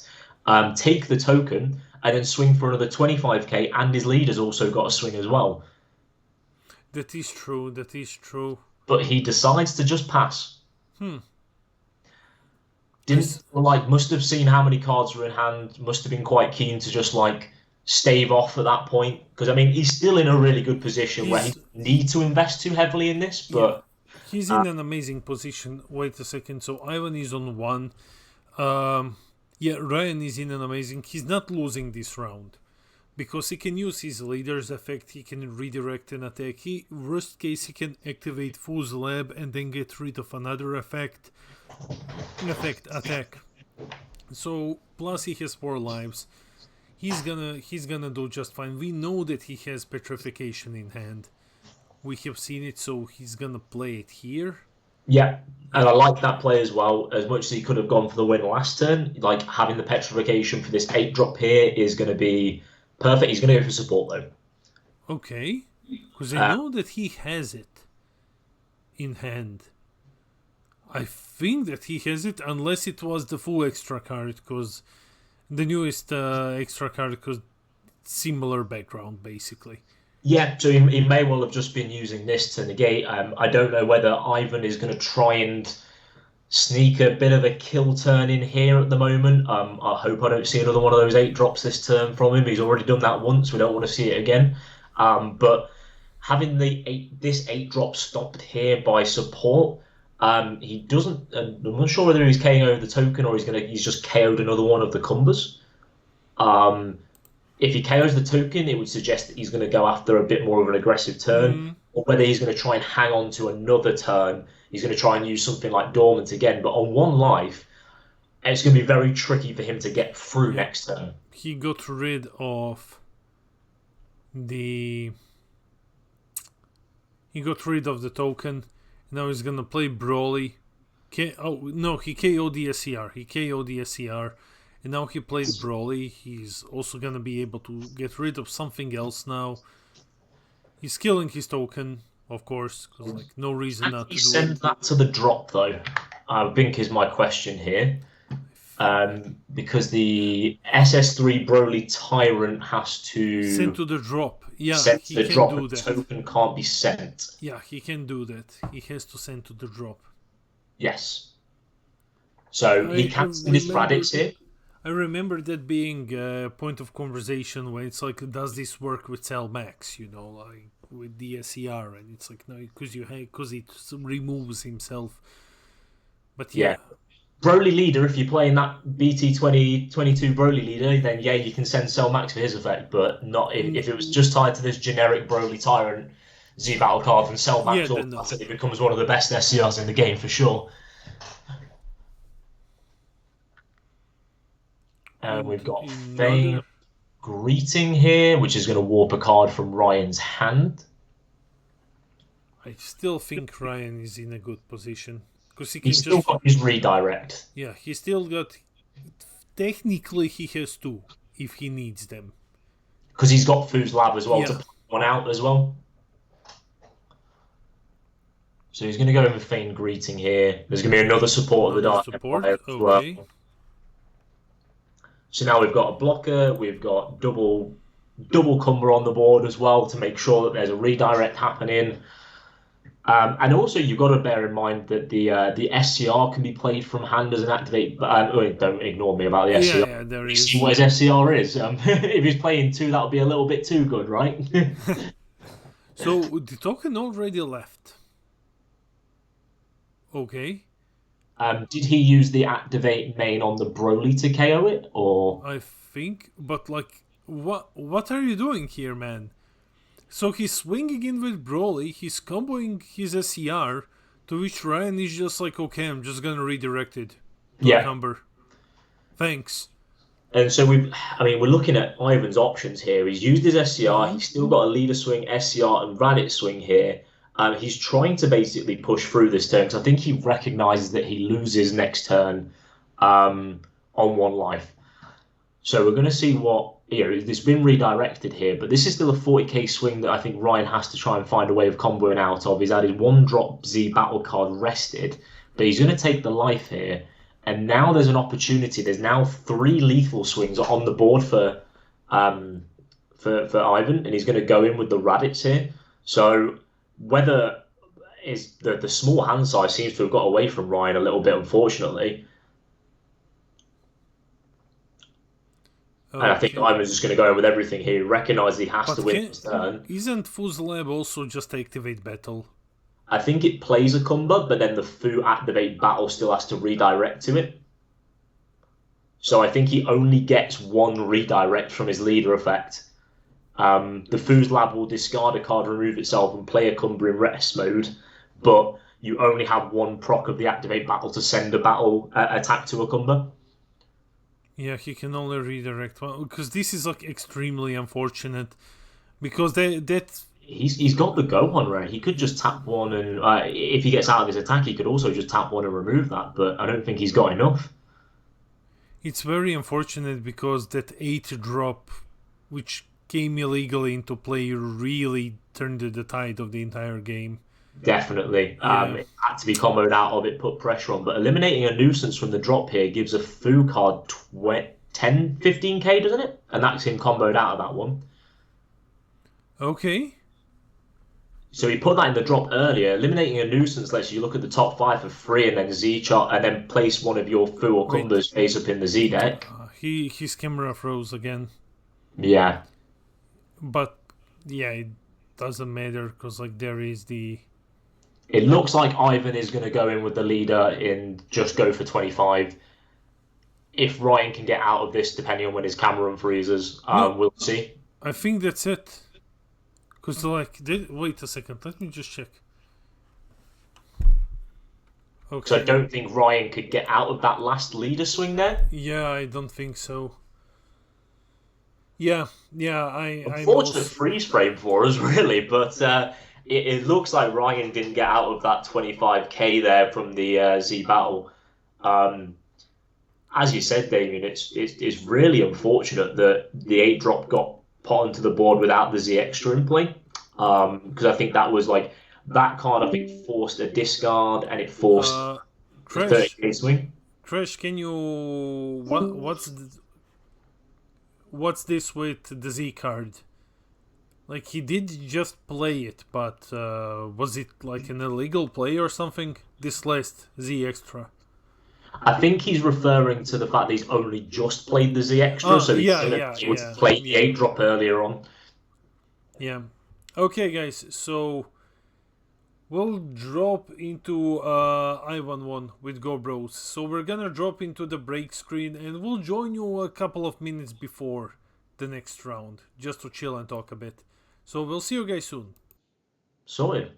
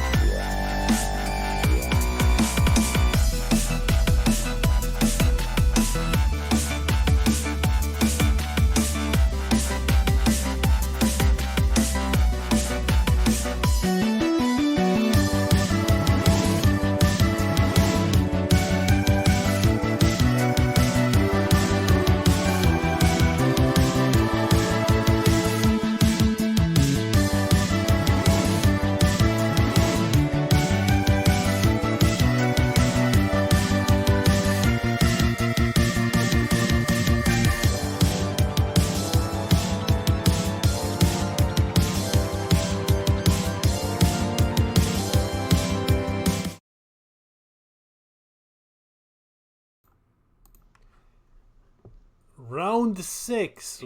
Only 2 rounds left to go, and look at this, guys. This is table 2.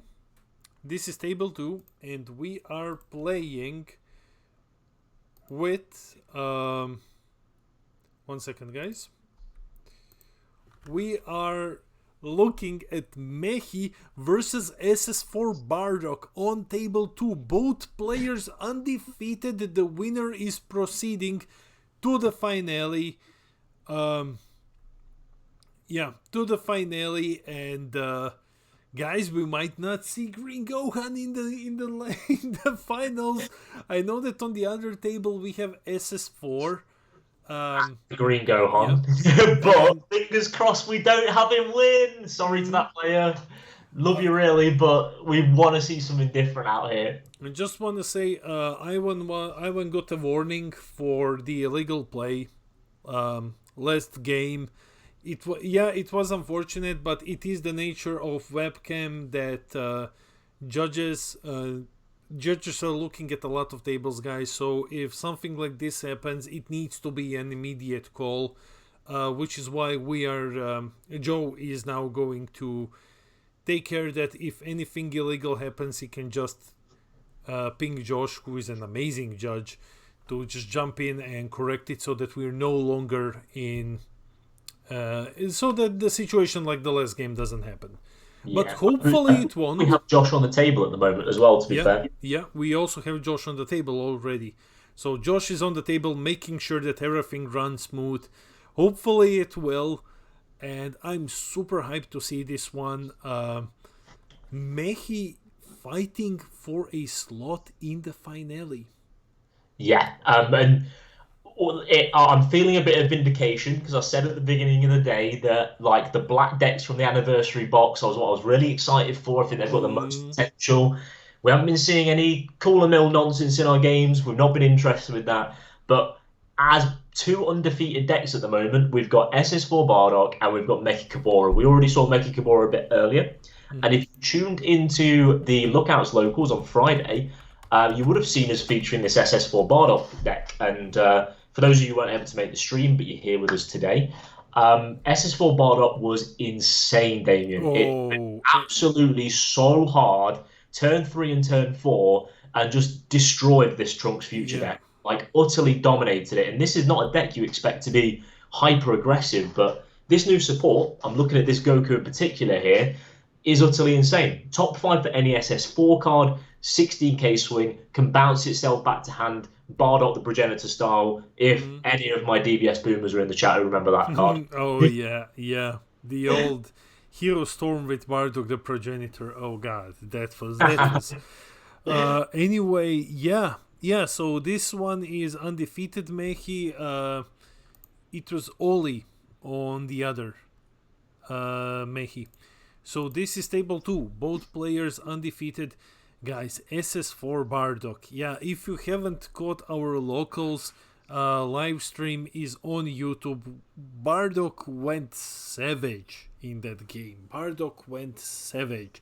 And because it is so easy to cheat in the Quad Striker now. Yeah. Now it is paired down. This guy is XN1. So someone is actually XN1. This is a pair down. I see. So we've got 3 undefeateds left in the tournament. Is that right? Yeah. Okay, that's fine. So someone has a chance to try and end the tournament early here. Is it the Bardock player who's a pair down? Or the Mechi? I think that Mechi is XN1. Okay, so Bardock gives us a chance to push to a 7th round. Yeah. Or we could potentially be seeing us go off a. We could see it end it here really. It's up to Mechi to make that happen though, and we see as we did in our round 2 game, we've got a couple of these Dragon Balls being searched out again. Whether we're going to see a bit more pressure from those like 4 drops and 5 drops again. Not really. Obviously, from the look of it, we've got this 1 drop here which searches out the Dragon Balls. And this is also the 1 drop that taps 3 from the drop to bring out your 8 drop, ignore it, your 8 drop with barrier. So taking a bit of a slower approach, this Mechi deck here, Mm. which is interesting because the Goku was left on the board, the 16k one. Now, if he had an answer to that Goku, there's a chance that he could delay Bardock's Awaken because he has to have the 4 colors amongst everything on the board and energy. But letting this yellow Goku survive, then letting Bardock charge another energy and then play another battle card could potentially see a really early Awaken for the Bardock. So if Mechi has an answer to this Goku, there's a chance to delay things here. Yeah, so you know what? I'm going to be here completely honest and biased. I don't want us messing up and not bringing you guys the finals. So I'm 1000% rooting for Bardock in this one. I agree. I'm rooting for Bardock in this game. I'm rooting for our other player on table 1 as well, so we get a final game and we get no Green Gohan. Sorry, Green Gohan enjoyers, but we don't want it here. Yeah, Green Gohan, sorry man. Like, can you imagine if SS4 Goku claps Green Gohan? That would be crazy. But yeah, Bardock setting up a pretty strong turn, and Mechi is just here. He's doing his things. He's getting his balls out. So yeah, and in comes the swing. Is Bardock going to be... he's just gonna combo away. The red Bardock sent him to the Z energy. Nanuzo, thank you for subscribing. 101 players, Big Joe. 101 players. This is the biggest European regionals that we have had in, well, since wave 2 of prizes. Yes, and I'm honestly so happy you've all chosen to either play today or just come and join us on the stream as well. Like, I feel like we've been able to showcase some of these like amazing decks from the anniversary box. We've had a lot of fun decks on, and seeing how competitive some of these decks have now become thanks to this support. It's obviously why the players are drawn to the tournament, but it's why we're drawn to cast it as well. So thank you so much, everyone, for joining us here. Yeah, thank you guys so much for joining us here. And well, I think that the next couple of regionals are going to be very big, as players know that this is the best testing ground for the finals. And finals are just around the corners, guys. If you are from Europe, let me know in the chat. Are you going to Barcelona? Am I going to see you there? I know Joe and I are going to Barcelona. We'll be there. We'll be there, and we can't wait to get some awesome games. Yeah, absolutely. Like being able to like meet people in person, like in this game, has been one of the most rewarding things. Playing an IRL tournament, the Barcelona tournament is going to be amazing as well. We're going to have so many players traveling from all around Europe to play, and we're going to see more of these decks there as well. We're going to see so much like ingenuity in the player base. We've got a new set coming. We've got so much more to look forward to in this game, and I couldn't be happier being able to bring it to you all, really.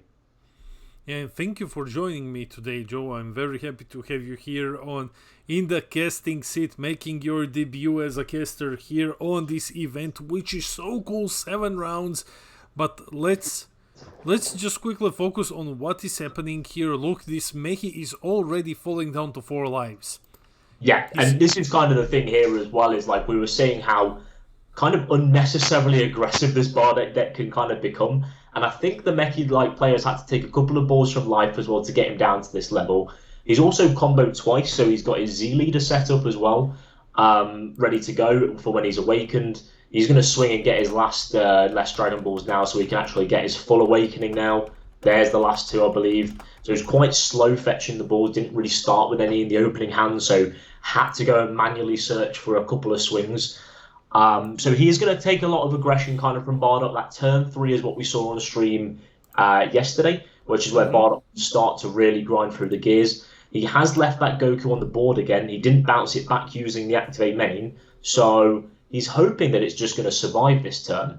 What I want to draw attention to at the moment as well for Mechi is that he has this promo Supreme Kai on the board. Now, the Kai makes you warp a card from your hand when it's played, and also makes you warp a card whenever Mechi gains control of one of your battle cards. if Mechi has the Awaken here, Mechi can take that Goku onto his side of the board, force another warp from hand, and he's also got this Shroom as well to force it off the board as well. So for me, I would have wanted to see that Goku come back to hand. It's a little bit of a greedy play, hoping it stays on the board, but he may well have another one in hand he's going to follow up with next turn anyway. So Bardock will probably Awaken next turn, but Mechi Kibora is going to do all he can to kind of mitigate that. I'm wondering, are we going to see him floodgating here? No point in floodgating here, because I'm seeing this one opened green energy. Maybe he's using it, to combo one of the free drops, the ones when you combo and then you pay one and they enter play. Yes, because I believe you'd be able to use the blue one to get rid of the Kai, or at least one of these Shroom or Salsas. This turn here from Mechi Kibora is really powerful, because look at all this pressure that's on the board here, and both of these Shroom and Salsas here replace themselves on swing as well. And you've also got the Kai still on board, which can be a 20k swing when he wants it to be. It does have Servant, but as aforementioned, it's going to keep on warping cards if he gets onto that Awaken side. So a lot of pressure coming Bardock's way. We're going to have a good old-fashioned black deck versus black deck kind of game here, where they're both just going to clash into each other with some pretty heavy aggressive plays. Mechi has the chance next turn to get onto that huge turn, whereas Bardock might get going a bit earlier. There's the floodgate. And now comes the floodgate. Okay, so he just took some damage and then played the floodgate. The floodgate is amazing. It's just going to stop Mechi. Mechi can swing once more. It basically negates the attack, and then you can swing an amount of time equal to different colors in your energy. So Mechi gets to swing only once more at Bardock. The problem with Bardock in defense in the early game is that he is really small. He's really small very early on in the game. Yeah, and the floodgate here has come at a bit of a bad time, because I don't think the Bardock player realised just how much aggression was coming his way this turn. So he kind of gone, oh wait, I need to stop all these attacks coming in. But because he's played a card to the board, now he's been able to use the Awakened ability of Mechi Kibora to take it off his field. That Supreme Kai procs again and warps another card from his hand, as well as being another swing that Mechi Kibora can use as well. So the floodgate, I don't think was used at the right moment there. Mechi's quite happy to chill on these couple of energy as well. We saw Ollie actually use those 2 energy to really good defense. That Darkness Judgment you see in the energy, being able to beat leader for the turn. Loads of defensive options for Mechi, and I think he's ahead on the card advantage as well. I think that... Wait a second. I think that we will see... What's he discarding? Oh, no, he's bottom decking. I think we're gonna see Bardock Awakening here. He has 4 energy. Just like casual Awaken, draw 2, no problem. Maybe... So here's the thing. If Mechi doesn't have like Super Kamehameha, Bardock can just buy himself a new turn with the Floodgate, because Floodgate stops all attacks. Yes. Yeah, so... it's back to cards in unisons, the green Floodgate. Yeah, but the problem is then like the leader just kind of swings 3 times into you. Exactly. So we see him. He still needs another color to awaken as well here. That, as we were saying earlier about the Goku, I think he's going to have to expend an energy to get the Goku on board, and hope that nothing happens to it. No, isn't it that he can awaken when he has 3 in play, but he needs 4 to get like the full effect of life at 3 or less, or if you have 4 or more card colors in your battle area. Oh, because the black counts. Well, yeah, but we will see awaken from him. You are absolutely right. He needs the yellow Goku to get the... Oh, and here comes another floodgate. He needs the yellow Goku to get the entire bonus on his awakened leader, so that he can actually draw. Yeah, because he needs the 4 colors to draw the card and then rune mark from a unison. 3 or more, switch it to one of your multicolor energy to active mode at the end of the turn. 2 or more, 5k for the battle, and then switch one of your opponent's cards to rest mode. And then, it is plenty of effects on that leader there. And we also see a petrification coming in as well. If Rikuzi loses and we still have time left, we will just jump into table 1 and hopefully catch a bit of what is supposed to be the finale, because we didn't know that this was a pair down. Yeah. So doesn't matter. We are at least looking at 2 decks which haven't really done much, fighting it out. Now finally powered up. Yeah. Yeah, that's it, isn't it? I think that's the exciting part about this, is seeing these 2 decks that have kind of been on the fringe of the meta. If you were good enough pilot and built them well enough, then they could do something in some of these formats. But like, these anniversary box cards have kind of given these decks a real new lease of life. Bardock not able to do anything about this board that Mechi's built here, and this could be a real dangerous turn. He has to get the floodgate down, but he's also in Super Kamehameha range as well. If there is a triple attack, Super Kamehameha, and you see a Super Kamehameha in the energy, which would highlight to me that Mechi probably has another Super Kamehameha ready to use, Mechi could pile on the pressure this turn, but Bardock has left all 3 energy up in anticipation for that. So here's the floodgate. Will this happen? I think it will. Yeah. There's the Super Kamehameha.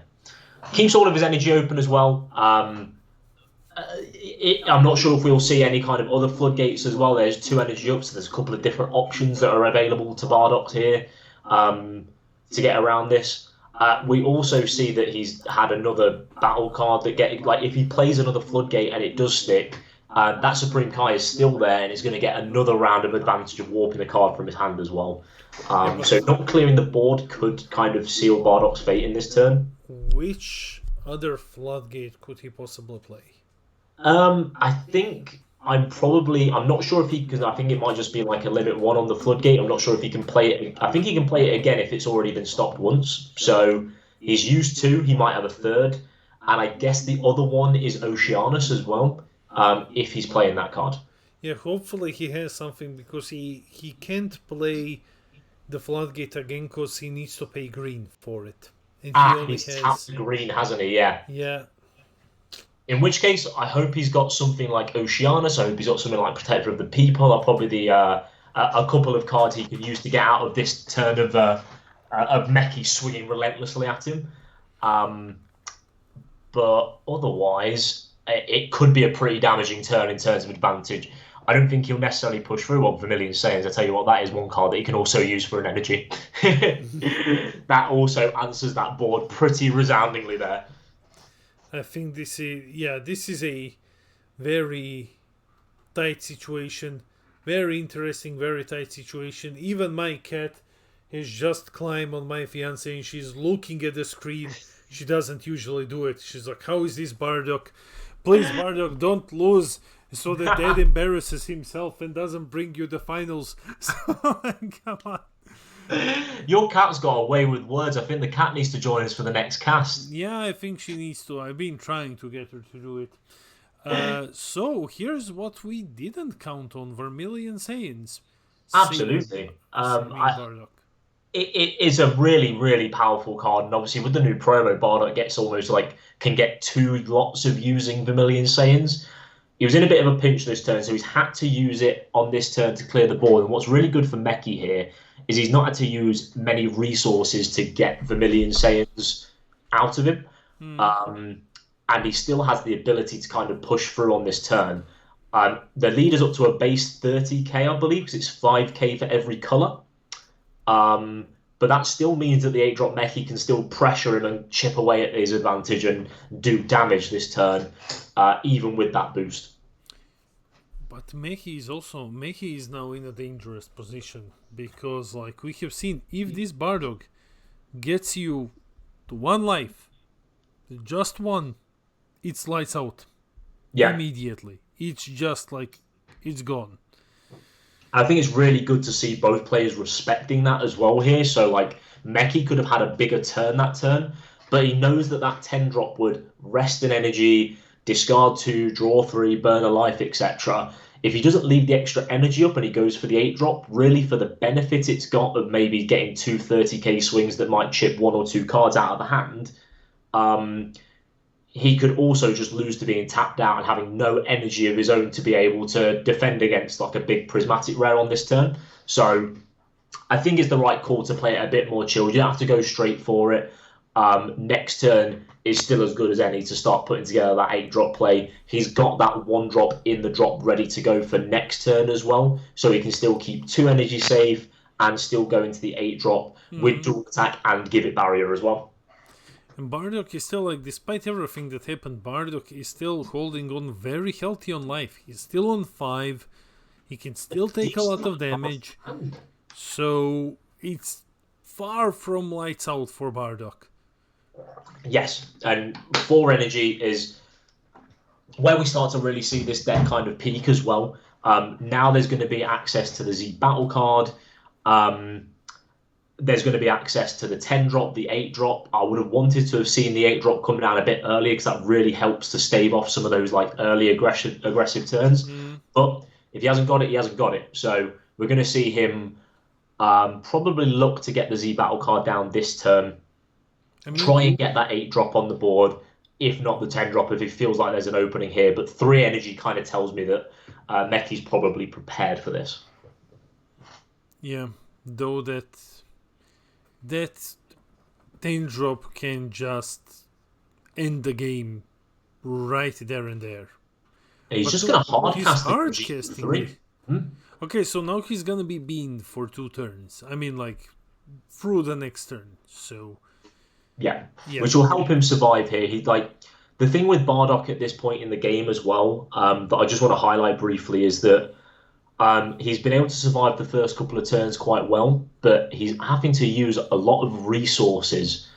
We've already seen double Gohan Floodgate, we've already seen Vermilion used as well, and he's got that 1 green he's trying to keep up at the moment, probably for another Floodgate, but soon he's going to start running out of these very like kind of important resources that he needs to defend himself, and Mechi is only getting further ahead in the game, being able to build up to a turn of double 8-drop. He's already on the Z leader as well. He's already really difficult to aggress, and you see here 1 kind negate takes the 8-drop away for the turn, stops that aggression, and now it's just back to Mechi. Yeah, and now Bardock is sitting there with 20k baseline leader and 2 energies opened. One of them green, the only one that he didn't tap, and that's the green one. So we already saw 2 floodgates. Maybe we will see the 3rd one here as well. I highly doubt that we will see another Super Kamehameha coming out of nowhere. Yeah. I don't think that's going to be the case. You normally see 2 Super Kamehamehas between main and sideboard. We see 1 in the energy, 1 already used as well. So Mechi potentially looking at having to kind of like it might have the turn stopped. It might just have to settle for 1 additional attack on top of the initial swing that then might get negated by the floodgate here. He does get to take the 8-drop, and this is the really cool interaction between the Supreme Kai of Time and the 8-drop Mechi, is you get to just go negate, warp it till the end of the turn. It comes back and it's ready for me to just take going into your turn. And another card that some Mechi lists play here, which could turn its head, is Ginyu the Body Snatcher as well, which is a green card. I know, Damien, we made it. Which lets you send a card originally owned by your opponent to the drop to play it, and it is a 25k double strike as well. It's a free play. So we could see potentially a lot of aggression from this turn, depending on what Mechi Kabura's got. Yeah, Bardock needs a way to shut down this turn. He needs a way to shut it down. Look at Mechi's hand. He's got like 4, maybe 5 cards in hand. I think 4. Like, I would say if Bardock survives this turn, he probably has this game if he has the 10-drop. Yeah. Because like the 10-drop is just game sealing. He comes in, he taps your energy. He draws like 3 cards, deals damage, and then KOs, warps things, and then swings at you for like quad strike. Yeah. And that's it. Next turn, he hits like a really good point where he can do that. He's also left the blue up, so potentially we've got Bean as well as Floodgates here to look at trying to get him through this turn. This salsa that Mechi Kabura's just played is really cool. Effectively, for Demon Clan leaders, it's like the 6-drop Goku Zeno. There's the Floodgate anyway. There's the floodgate. Super Kamehameha? No No. Super Kamehameha. He gets out of it. He's gonna survive one more turn. So he's got 5 life as well. So he's got one more turn. He's got only one more attack this turn, and Mechi's only got what, 4 or 5 cards in hand. Yeah, Mechi's not getting out of this one, and the 10-drop he also discards one, right? That's his green effect, I believe. Discards 2. Discards 2. Discards 2 on his green effect. It's not technically green, but green's coming in clutch in this game, Damien. Yeah. If it weren't for green, there's not 3 floodgates in a row. And we just see the last attack go into the leader. Bardock's on 4 life. Part of me would have been tempted not to swing at all. And I say that because you've turned on Bardock's super combos now. So if Bardock's going to come and get you this turn, you've also given him an extra tool, which is having all of his Vegeta super combos live, which means that he's going to be able to combo up and make a lot of these attacks a lot more chunkier while you have your super combos alive. So I would have been tempted not to swing and leave him on 5 life there, knowing that you only have one more swing. But we'll see how that plays out. Come on, let's see. So if he plays the big guy, I mean, yeah, Mechi is holding Dabura, but then like it's still questionable if that's gonna help him a lot. Because Bardock is just gonna tap his energies then. He can still play Dabura. Yeah. He's really keen on keeping 3 energy up whenever he gets floodgated. Mechi Kabura, I believe, has its own floodgate in Archetype, which is the 2 energy that I think we spoke about earlier. So maybe he's looking for that turn. Maybe he's looking to use that. I think that's that Poutine, which actually in his energy is the floodgate for Mechi. Whether we see that happen here. Bardock is tapping 2. Okay. Let's see what he decides to go with here. He's tapping 3. He's going into another Gogeta Zeno hardcast. So no 10-drop, unfortunately. You see him point to the Z deck there. He's saying he's really... it feels like he's been really struggling to charge Z energy in this game efficiently. To be able to get that the Z battle card out. So that's why we're seeing a lot of these like hard-casted Gogeta Zenos, which is going to minus 2 things by 30k. He's probably just deciding which ones he wants to do. But whether this Gogeta Zeno, I mean, if you've only got 5 cards in hand as well, like Mechi needs to see a negate on this turn and probably wants to see the floodgate as well to be able to start taking control of this game back. One thing I'll also point out is that Mechi has Brainwash No More in the energy, so we know he plays it. So you have to kind of play around that card. You can't start looking at your double strikes to go in and lose a lot of card advantage to it. That's why I think he's just going to swing with the Gogeta Zeno now, just a flat sort of 30 or 35k to see if he can prod the last of those cards out of his hand or force this negate here. Yeah, and here is the negate. Support of the Dark Empire. Interestingly, takes the life for it to keep his 3 energy up. That kind of, to me, kind of says I think there might be like another support in his hand that he wants to hardcast to try and protect him in this turn. Because there's not an awful lot more defensive options he had. If he had the Floodgate, I feel like he would have used it on that attack there. And then kept the support for the follow-up play. So it'll be interesting to see how this plays out now, whether Bardock can smell the blood in the water here and go for it, or whether it's going to be he's also going to decide to take another turn to really set up the win con next turn. Yeah, because like Bardock is in a pretty good position now with removing Mechi's board. Mechi is on 3 cards in hand. Just 3 in hand left. Or is it 4? Sure. But either way, the hand size is small, right? It's really small. So yeah. Like, Bardock can probably get out of this one. And now he's swinging with his Floodgate. He's super comboing, drawing 2. Really digging deep. Maybe he can get like SS3 thwarting the Dark Empire out, and then just swing like huge double for 1 energy. There is a lot that he can do here. Yeah, that 2 energy is still super threatening for Bardock at the moment. Because he's got so much that he can still like commit to the board. If he's got an overwhelm as well, like if he's got thwarting, he's got something like that as well. He's forcing 2 super combos out of him with just this swing here, which I mentioned it earlier actually, is that by knocking him to 4 life, it means that Bardock's able to use those super combos and actually force those super combos out. So Mechi's going to have a real difficult time defending himself when it comes into this final stretch here. And if Bardock's got more gas it can provide on this turn, it can be really difficult. And there's Bardock the Tenacious is also a floodgate and built into 1. Oh, comes in Bardock Floodgate. Man, this is like tables are flipping here, man. Like, this is insane. Let's go. They play this overwhelm, and it literally feels like you can feel like the game just ending on the spot, because we already said Bardock just needed like 1 more turn to kind of guarantee the game. Bardock Tenacious here pressures him down to 1 life. So at this point, you can go, is he going to take it? If he combos out of it, you can go, sure, pass your turn. If he takes it, you can use that last energy and potentially just go and kill with the safety net of knowing that Bardock the Tenacious have floodgated them for next turn. If he takes this one, and you can't deal 1, and you just need like the 10 drop in hand, and you won. You guaranteed 1. This is gonna be Boo, I think. Yeah, it's Boo. Take the Supreme Kai of Time, take the combo power off the board from him, and then see if he's got the negate to go with this.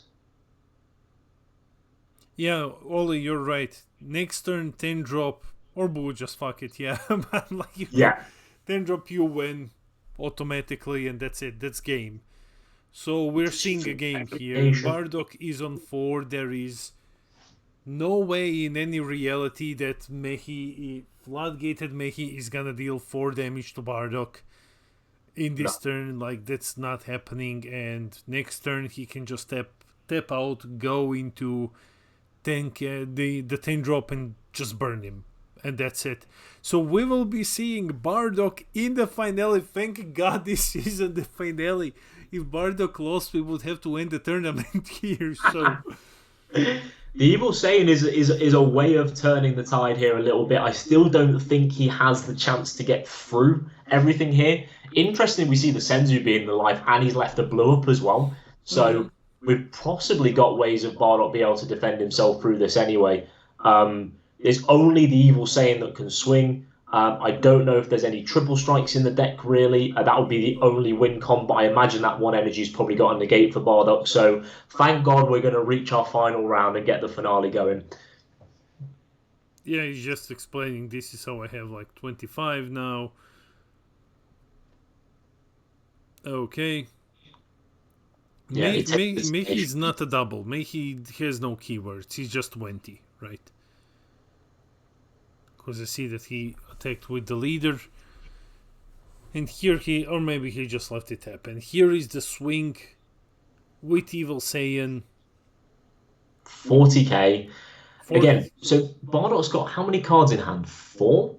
He's going to bean up to 25. Because he already has the 5 from the Gogeta.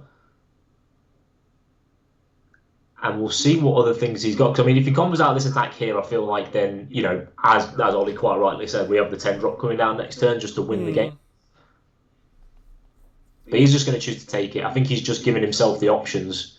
Because with 3 cards, he's going to have a super combo and 2 5Ks to get out of that swing there, which could leave him with no options. Yeah. And he has to think ahead to next turn to potentially keep some of those cards in hand, which if the 10 drop is one of those cards, he's going to want to keep it so he knows he seals the deal next turn. Yeah, I mean, like, he just takes it here. Yeah. Like, Mechi doesn't have double, so just take it and that's it. He has no way of giving himself double. And he just attacked with... He just made his only swing. Yeah. And then Mechi's going to try and just work on the hand a little bit here as well. So he has to warp 1 from the Kai being played. So I think this is the best thing that Mechi can do right in this situation. He knows he can't win this turn, so he has to start going after the hand and trying to limit options. You still need the 10-drop, a Goku, and a Vegeta in hand to be able to do that 10-drop play just to win. So he's just going to try and use these cards to take cards out of his hand. No, Floppy, it's not like if Bardock has like what all energies out, he has in all colors in his energy. I'm not sure. I can see from the glare. He can just pay 5 and drop the 10-drop in, and that's it. Yeah, he'd have to have the Goku and Vegeta in his hand or battle area, isn't it? That he has to send as part of the fusion. Yeah, actually, that is a part of the problem. Yeah. Yeah, I think that's kind of why he's trying to go after the hand here, to just try and go, right, Tap 5 and yes, you're right. Two cards in hand. You've got to draw into a Goku or a Vegeta now. Otherwise you now have to go and win the game the honest way, rather than just being like, tap 5, you lose. Thanks very much, play. So yeah, Mechi's just setting up his board state. So if he survives next turn, he knows he just wins next turn. The Evil Saiyan also stops any kind of search shenanigans as well, because you're going to be able to nick stuff off the board. So if he draws the 16k Goku, that will get stolen by Evil Saiyan. It puts a bit of a tax on Bardock's board. This might not be over yet. There are only 3 cards in hand for Bardock, and whether he decides to charge something or not now could well tell us how good his hand is, because that hand rip from the Supreme Kai is super important to take away the option to go into the 5-drop if he just had it in hand. Wait, does he have needed to awaken? Does he have the balls in the drop? Ah, yeah, okay. So, let me see here. I think he has all of the colors. Taps 3 for the Gogeta.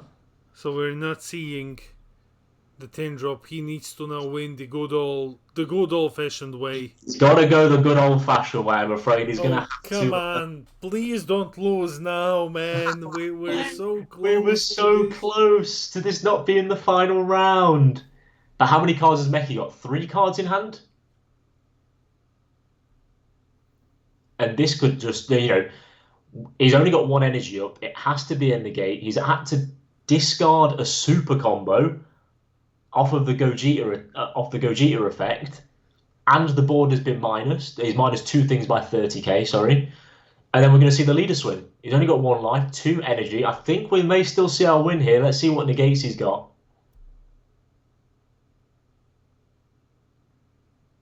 A potential block, is that from the Kai? Or is that just him? Oh, he's resting it with the leader effect. Apologies.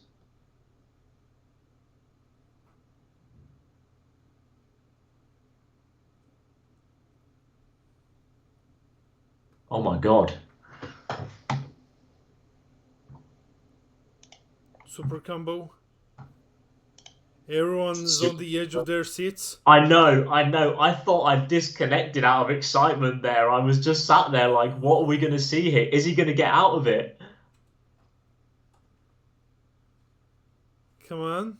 Combo out. Combo out.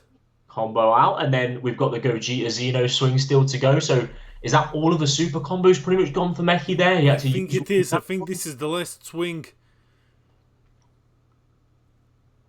And Bardock still has 2 opened. Swing with it. Swing with it. And the Supreme Kai of Time. Shit. No, and there is only 1 left in hand.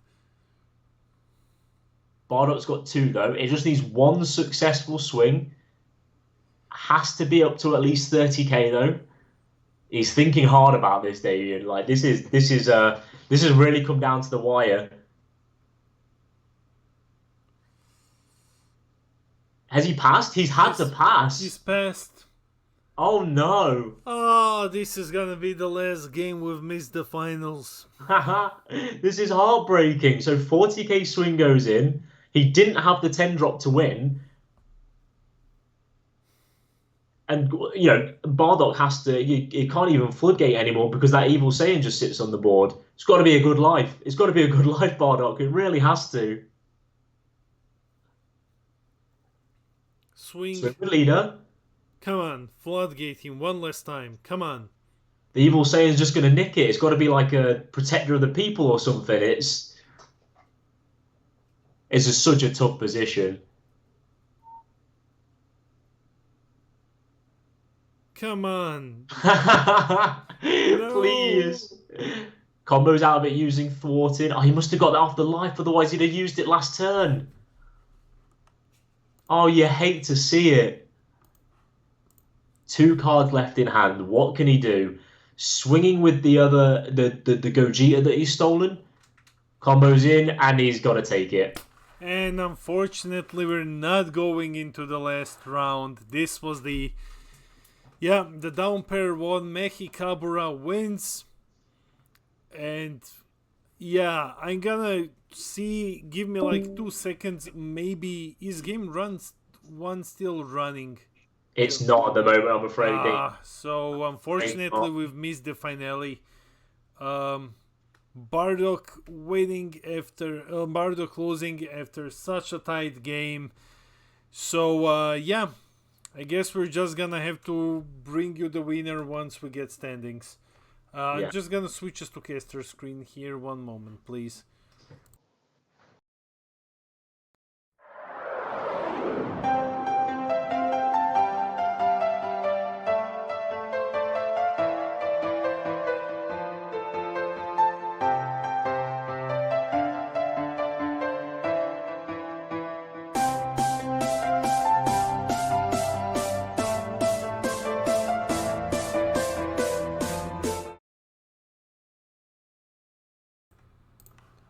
Well, our cams got fucked.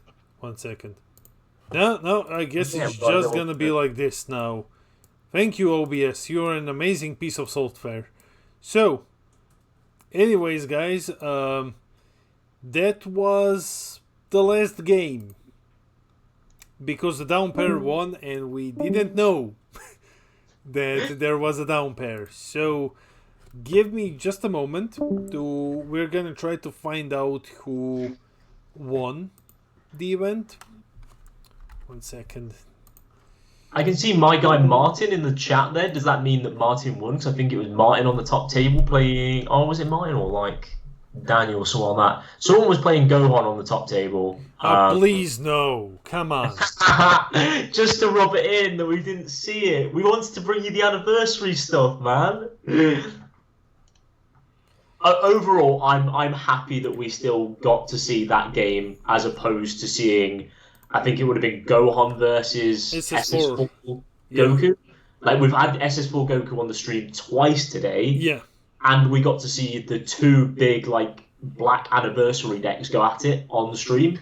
And that game was a nail-biter. Like, that was a phenomenal game. So worth us watching. So even if we do miss the final, this was the true final in our hearts. Everyone. Yeah, this was the real final to us. I mean, come on, we had like almost 200 people jumping in for this final game, man. Like, this was... Yeah, the tournament is over. So, I don't know who won. Give us a few moments, and we're gonna let you know, has Gohan won again another event, or did SS4 actually manage to beat him? Yeah, it would be crazy if SS4 Goku Zeno ended up winning that one out. As we kind of saw already in the games earlier on the stream, the deck's phenomenal. Like, it's got so much gas to it. So it would be a real shame if it was Gohan, but Gohan's so strong. And to be honest, we had an entire stream without Gohan today. Yep. So much to everyone's surprise and joy, we haven't had to cast that leader. Luckily, no. Luckily, we've dodged the Gohan. But has he dodged first place? Let's try to find out, guys. Let's find out. Yeah, it looks like the tournament's over. By the way, for guys asking in the chat, we're done. Okay, so I'm just jumping here through the channel and trying to find out who won. If anyone knows, let us know in the chat while we are waiting. Yeah, if anyone knows who's in the tournament, then that'll be awesome. Hey, Hill Twins, we just ended prematurely. We just ended. Is the tournament concluded? Yes, the down pair won. Mechi won. He was the down pair, and we ended a round earlier. Yeah, that was the better game though. I maintain it. I'm pinning my colours to the mast. That was the game we had to do. Yeah. I think the first one was Gohan versus SS4 Goku Zeno, and we're just waiting to hear the results. Yeah. Please. So we're waiting on 2 tables at the moment. We're waiting for 2 tables. Okay. What's Floppy saying? If you're pro like me right now, you'll play Mechi. Yeah, I can feel you. I can definitely feel you on that one. I'm not playing Evil Saiyan, man. Yeah. Way out of my budget. Mechi Kimura was showing out, to be fair. Yeah, absolutely. Like, we have a couple of games, like, I'm sure it'll be on the VOD to go back and have a look as well. Yeah, absolutely. As you say, check the VODs. Thanks for support. Check the VODs. And this round as well that we've just done were both Mechi. Both won by Mechi as well. Yeah. Deck looks phenomenal. Looks so strong. Stealing stuff. Like, I think in that game we just watched, Damien, like, it was all about the early turn aggression that gave Mechi so much advantage. The 5 drops and 4 drops coming down in one turn, where they're all replacing themselves, they're all drawing cards, and then also that Supreme Kai of Time that stayed on the board and warped cards from the hand about 3 or 4 times from Bardock was the defining factor of that game. Which deck won? We are waiting for the final results. We have 2 more tables waiting to report the results, and then we will know which one. Well, it was either SS4, Goku Zeno, or Gohan.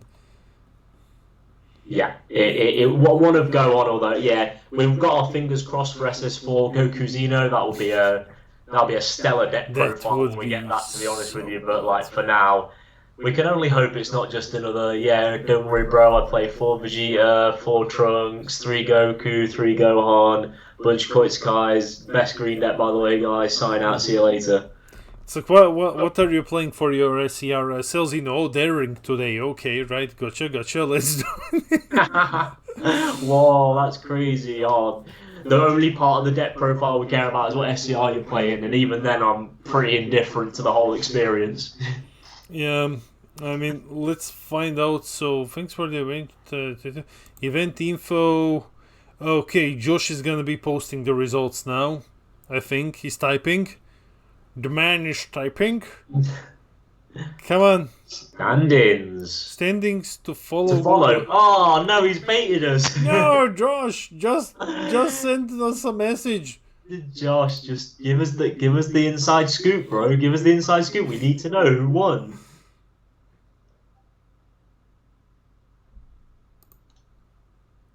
We're still waiting. But anyways, guys, tomorrow we will have all of the deck lists on the channel. Like, it's already free. It's gonna take a lot of time to import all of them to Deck Planet because they're on image format. So tomorrow at like 6 p.m. Central European time, like always, we're gonna have the full. I'm gonna post the breakdown in the next hour or 2 with the leaders, and the lists are coming out tomorrow.